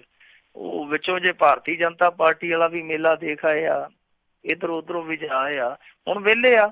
ਘਰ ਦੇ ਵਿੱਚ ਕਿੰਗਰਾ ਸਾਹਿਬ ਵੀ ਫੇਸਬੁੱਕ ਤੇ ਪੋਸਟ ਪਾ ਦਿੰਦੇ, ਤੜਕੇ ਸਾਜਰੇ ਉੱਠ ਕੇ ਮੁੜ ਕੇ ਚਾਹ ਪਾਣੀ ਜਲਪਾਨ ਕਰਦੇ ਆ, ਉਦੋਂ ਬਾਅਦ ਫਿਰ ਘੰਟੇ ਕੁ ਬਾਅਦ ਪਾ ਦਿੰਦੇ ਆ। ਉਹ ਫੇਸਬੁੱਕ ਤੇ ਬੈਠੇ ਆ ਤੇ ਉਹ ਮੇਰੇ ਖਿਆਲ ਦੇ ਨਾਲ ਖੇਤ ਬੁੱਕ ਤੇ ਬੈਠੇ ਹੋਣੇ ਸੁੱਚਾ ਸਿੰਘ ਹੋਰੀ। ਇਹ ਦੋਵੇਂ ਹੁਣ ਕਣਕਾ ਕੁੜਕਾ ਬੀਜ ਕੇ ਨਿਕਲ ਗਏ, ਜਦੋਂ ਕੋਈ ਇਲੈਕਸ਼ਨ ਨੇੜੇ ਆ ਗਿਆ ਫਿਰ ਉਸ ਪਾਸੇ ਦੇਖਣਗੇ ਕਿ ਕਿੱਧਰ ਪਲੜਾ ਥੋੜਾ ਜਿਹਾ ਭਾਰੀ ਆ, ਫਿਰ ਉਧਰ ਨੂੰ ਤੁਰਨਗੇ। ਮੈਨੂੰ ਲੱਗਦਾ ਲੰਗਾਹ ਦੇ ਬਾਰੇ ਸ਼ਾਇਦ ਨਾ ਪੁੱਛ ਰਹੇ ਹੁਣ ਨਾਲ। ਅੱਛਾ, ਮੈਂ ਕਿਹਾ ਸੁੱਚਾ ਸਿੰਘ ਛੋਟੇਪੁਰ ਨਾਲ ਇਹਨਾਂ ਦਾ ਜਿਹੜਾ ਤਖੱਲਸ ਜ਼ਰੂਰ ਲਾ ਦਿਆ ਕਰੋ। ਚਲੋ ਗੁਰਦਾਸਪੁਰੀ ਇਸੇ ਬਹਾਨੇ ਪਤਾ ਲੱਗ ਗਿਆ ਵੀ ਹੋ ਕੀ ਰਿਹਾ ਗੁਰਦਾਸਪੁਰ 'ਚ। ਸੁੱਚਾ ਸਿੰਘ ਲੰਗਾਹ ਆ ਜਿਹੜਾ, ਉਹਦੇ ਮਾਮਲੇ 'ਚ ਵੀ ਹੈਗੀ ਅਪਡੇਟ। ਉਹਦੇ ਖਿਲਾਫ ਵੀ ਚਾਰਜ ਸ਼ੀਟ ਫਾਈਲ ਕਰ ਦਿੱਤੀ ਗਈ ਆ, ਔਰ ਜਿੰਨੀ ਤੇਜ਼ੀ ਨਾਲ ਚਾਰਜ ਸ਼ੀਟ ਫਾਈਲ ਕੀਤੀ ਗਈ ਆ, ਮੇਰੇ ਖਿਆਲ ਦੇ ਨਾਲ ਉਹਦੇ ਕੇਸ ਦਾ ਫੈਸਲਾ ਇਹਨਾਂ ਨੇ ਸਾਲ ਦੇ ਅੰਦਰ ਅੰਦਰ ਕਰਾ ਦੇਣਾ। ਤੇ ਜੇ ਉਹਦਾ ਫੈਸਲਾ ਇਸ ਸਰਕਾਰ ਦੇ ਵਿੱਚ ਹੋ ਜਾਂਦਾ, ਜਿਹੜਾ ਕਿ ਹਾਲੇ ਬਹੁਤ ਸਮਾਂ ਪਿਆ ਸਰਕਾਰ ਦਾ, ਇਸ ਸਰਕਾਰ ਦੇ ਵਿੱਚ ਹੁੰਦਾ, ਇਹਦਾ ਮਤਲਬ ਕਿ ਸੁੱਚਾ ਸਿੰਘ ਲੰਗਾਹ ਲਈ ਖੈਰ ਨਹੀਂ ਹੈ। ਖੈਰ ਨਹੀਂ। ਜੀ ਜੀ। ਪਰਮਜੀਤ ਜੀ ਸਵਾਗਤ ਹੈ, ਸਤਿ ਸ਼੍ਰੀ ਅਕਾਲ। ਸਤਿ ਸ਼੍ਰੀ ਅਕਾਲ ਭਾਜੀ ਸਾਰਿਆਂ ਨੂੰ। ਸਤਿ ਸ਼੍ਰੀ ਅਕਾਲ ਭਾਜੀ। ਉਹ ਜਿਹੜੇ ਭਾਜੀ ਪੁੱਛਦੇ ਨੇ ਹੁਸ਼ਿਆਰਪੁਰ ਤੋਂ ਵੀ ਉਹ ਸਰਟੀਫਿਕੇਟ ਨਹੀਂ ਬਣਦਾ, ਜੀ ਬੈਂਸ ਭਰਾਵਾਂ ਨੂੰ ਟੈਲੀਫੋਨ ਕਰਨ ਉਹਨਾਂ ਦੇ ਆਫਿਸ ਦੇ ਵਿੱਚ, ਤੇ ਉੱਥੋਂ ਕੁੜੀਆਂ ਫੋਨ ਚੱਕਣਗੀਆਂ, ਉਹਨਾਂ ਨੂੰ ਆਪਣੀ ਪੂਰੀ ਪ੍ਰੋਬਲਮ ਦੱਸਣ ਤੇ ਉਹਨਾਂ ਦਾ ਨਾਂ ਪਤਾ ਲੈ ਕੇ ਸਾਰਾ ਕੁਝ ਇਹਨਾਂ ਨੂੰ ਦੱਸਣਗੇ, ਫਲਾਨੇ ਬੰਦੇ ਕੋਲ ਜਾਓ, ਇੱਥੇ ਇਸ ਤਰ੍ਹਾਂ ਕਰਿਓ, ਉਸ ਹਿਸਾਬ ਨਾਲ ਇਹਨਾਂ ਦਾ ਜਾਣੀ ਕਿ ਹੱਥੋਂ ਹੱਥੀ ਬਣ ਜਾਣਾ। ਜੀ ਜੀ। ਥੈਂਕ ਯੂ ਪਰਮਜੀਤ ਜੀ। ਓਕੇ ਭਾਜੀ, ਸਤਿ ਸ਼੍ਰੀ ਅਕਾਲ ਜੀ। ਤੇ ਮਿੰਟੂ ਜੀ, ਇੱਕ ਜਾਣੇ ਸਾਡੇ ਫੇਸਬੁੱਕ ਦੇ ਉੱਤੇ ਪੁੱਛ ਰਹੇ ਸੀਗੇ, ਜਿਹੜਾ ਇੱਕ ਬੜਾ ਹੀ ਮਸ਼ਹੂਰ ਖਿਡਾਰੀ ਸੀ ਜਿਹਦੀਆਂ ਦੋਵੇਂ ਲੱਤਾਂ ਨਹੀਂ ਸੀਗੀਆਂ, ਆਸਕਰ ਪਿਸਟੋਰੀਅਸ, ਉਸ ਦੇ ਬਾਰੇ ਅਪਡੇਟ ਪੁੱਛ ਰਹੇ ਸੀਗੇ ਜੀ, ਵੀ ਜੇ ਤੁਹਾਨੂੰ ਉਸ ਦੇ ਬਾਰੇ ਜਾਣਕਾਰੀ ਹੋਵੇ ਵੀ ਕੀ ਲੇਟੈਸਟ ਉਸ ਦਾ ਜਿਹੜਾ ਚੱਲਿਆ। ਉਹਨੂੰ ਸਜ਼ਾ ਹੋ ਗਈ ਆ। ਮੈਂ ਉਹਦਾ ਬਹੁਤ ਕਾਇਲ ਸੀ ਕਿਸੇ ਸਮੇਂ। ਬਿਲਕੁਲ ਸਹੀ ਗੱਲ ਜੀ। ਮੇਰਾ ਤਾਂ ਪ੍ਰੇਰਨਾ ਸਰੋਤ ਸੀਗਾ। ਇੱਕ ਸਾਡੇ ਵੀ ਇੱਥੇ ਹੈਗੇ ਆ, ਉਹ ਆਰਮੀ ਚੋਂ ਮਤਲਬ ਕਿ ਇਸ ਤਰ੍ਹਾਂ ਆਏ ਸੀਗੇ, ਉਹ ਵੀ ਬਲੇਡ ਰਨਰ ਨੇ ਆਪਣੇ ਇੰਡੀਆ 'ਚ। ਇਹ 2 ਬੰਦਿਆਂ ਦੀ ਤੇ ਮੈਂ ਖਾਸ ਤੌਰ ਤੇ ਸ਼ਖਸੀਅਤ ਤੋਂ ਬਹੁਤ ਪ੍ਰਭਾਵੀ ਸੀਗਾ, ਬਹੁਤ ਜ਼ਿਆਦਾ ਪ੍ਰਭਾਵਿਤ ਸੀ। ਪਰ ਜੋ ਇਹ ਵਾਕਿਆ ਘਟਿਆ, ਇਹਨੇ ਜ਼ਿੰਦਗੀ ਇਹਦੀ ਤਬਾਹ ਕਰ ਦਿੱਤੀ ਹੈ। ਇਹਨੇ ਗਰਲਫ੍ਰੈਂਡ ਦਾ ਕਤਲ ਕੀਤਾ ਸੀ ਮੇਰੇ ਖਿਆਲ ਨਾਲ, ਜਾਂ ਮੰਗੇਤਰ ਸੀ, ਮੈਨੂੰ ਪੱਕਾ ਨਹੀਂ ਪਤਾ। ਤਾਂ ਉਸ ਮਾਮਲੇ 'ਚ ਇਹਨੂੰ ਕੈਦ ਹੋ ਗਈ ਹੈ ਜੀ। ਇਹਨੂੰ ਕੈਦ ਹੋਈ ਹੈ ਮੇਰੇ ਖਿਆਲ ਦੇ ਨਾਲ 15 ਸਾਲ ਦੀ। ਜੀ ਜੀ। ਹਾਂ, ਮੈਨੂੰ ਲੱਗਦਾ ਕੱਲ ਹੀ ਥੋੜਾ ਜਿਹਾ ਉਸਦੀ ਜਿਹੜੀ ਕੈਦ ਨੂੰ ਵਧਾਤਾ, ਪਹਿਲਾਂ 6 ਸਾਲ ਸੀਗੀ, ਤੇ ਕੱਲ ਜਿਹੜੇ ਕਹਿੰਦੇ ਮਿੰਟਾਂ ਦੇ ਵਿੱਚ ਜਦੋਂ ਅਦਾਲਤ 'ਚ ਪੇਸ਼ ਕੀਤਾ ਗਿਆ ਤੇ ਕੈਦ ਵਧਾ ਕੇ 13.5 ਸਾਲ ਦੀ ਜਿਹੜੀ ਆ ਉਹ ਕਰ ਦਿੱਤੀ ਗਈ ਆ। ਬਸ ਇਹਨੇ ਕੁ ਕਰ ਦਿੱਤੀ। ਜੀ ਜੀ। ਤੇ ਮਿੰਟੂ ਜੀ, ਸਮਾਂ ਵੀ ਆਪਣੇ ਜਿਹੜੇ ਪ੍ਰੋਗਰਾਮ ਦਾ ਹੁਣ ਸਮਾਪਤ ਹੋ ਚੁੱਕਾ ਹੈ। ਬਹੁਤ ਬਹੁਤ ਤੁਹਾਡਾ ਜਿਹੜਾ ਜੀ ਧੰਨਵਾਦ ਕਰਦੇ ਹਾਂ, ਤੁਸੀਂ ਸਾਡੇ ਨਾਲ ਜੁੜੇ, ਇਹਨਾਂ ਖਬਰਾਂ ਬਾਰੇ ਤੁਸੀਂ ਸਾਨੂੰ ਵਿਸਤਾਰ ਦੇ ਵਿੱਚ ਜਿਹੜੀਆਂ ਜਾਣਕਾਰੀਆਂ ਦਿੱਤੀਆਂ। ਤੇ ਮਿਲਾਂਗੇ ਆਪਾਂ ਆਪਣੇ ਸਰੋਤਿਆਂ ਨੂੰ ਅਗਲੇ ਬੁਲੇਟਿਨ 'ਚ। ਉਦੋਂ ਤੱਕ ਲਈ ਬਹੁਤ ਬਹੁਤ ਧੰਨਵਾਦ, ਬਹੁਤ ਮਿਹਰਬਾਨੀ। ਸਤਿ ਸ੍ਰੀ ਅਕਾਲ। ਸਤਿ ਸ੍ਰੀ ਅਕਾਲ। ਤੇ ਸਰੋਤਿਓ, ਇੱਥੇ ਹੀ ਸਾਡਾ ਅੱਜ ਦਾ ਇਹ ਪ੍ਰੋਗਰਾਮ ਖਬਰ ਤੇ ਨਜ਼ਰ ਜਿਹੜਾ ਉਹ ਸਮਾਪਤ ਹੁੰਦਾ ਹੈ। ਮਿਲਾਂਗੇ ਤੁਹਾਨੂੰ ਸਾਰਿਆਂ ਨੂੰ ਅਗਲੇ ਬੁਲੇਟਿਨ 'ਚ। ਉਦੋਂ ਤੱਕ ਲਈ ਮੈਨੂੰ ਰਾਜਕਨਵੀਰ ਸਿੰਘ ਨੂੰ ਇਜਾਜ਼ਤ ਦਿਓ। ਮੇਰੇ ਵੱਲੋਂ ਤੁਹਾਨੂੰ ਸਾਰਿਆਂ ਨੂੰ ਬਹੁਤ ਪਿਆਰ ਸਤਿਕਾਰ ਸਾਹਿਬ ਦੋਨੋਂ ਅੱਜ ਜੋੜ ਕੇ ਨਿੱਘੀ ਜਿਹੀ ਸਤਿ ਸ੍ਰੀ ਅਕਾਲ। ਜਿੰਨੇ ਵਾਸਤੇ ਰਹੋ, ਹੱਸਦੇ ਖੇਲਦੇ ਰਹੋ, ਸੁਣਦੇ ਰਹੋ ਜੀ ਪੰਜਾਬੀ ਰੇਡੀਓ USA।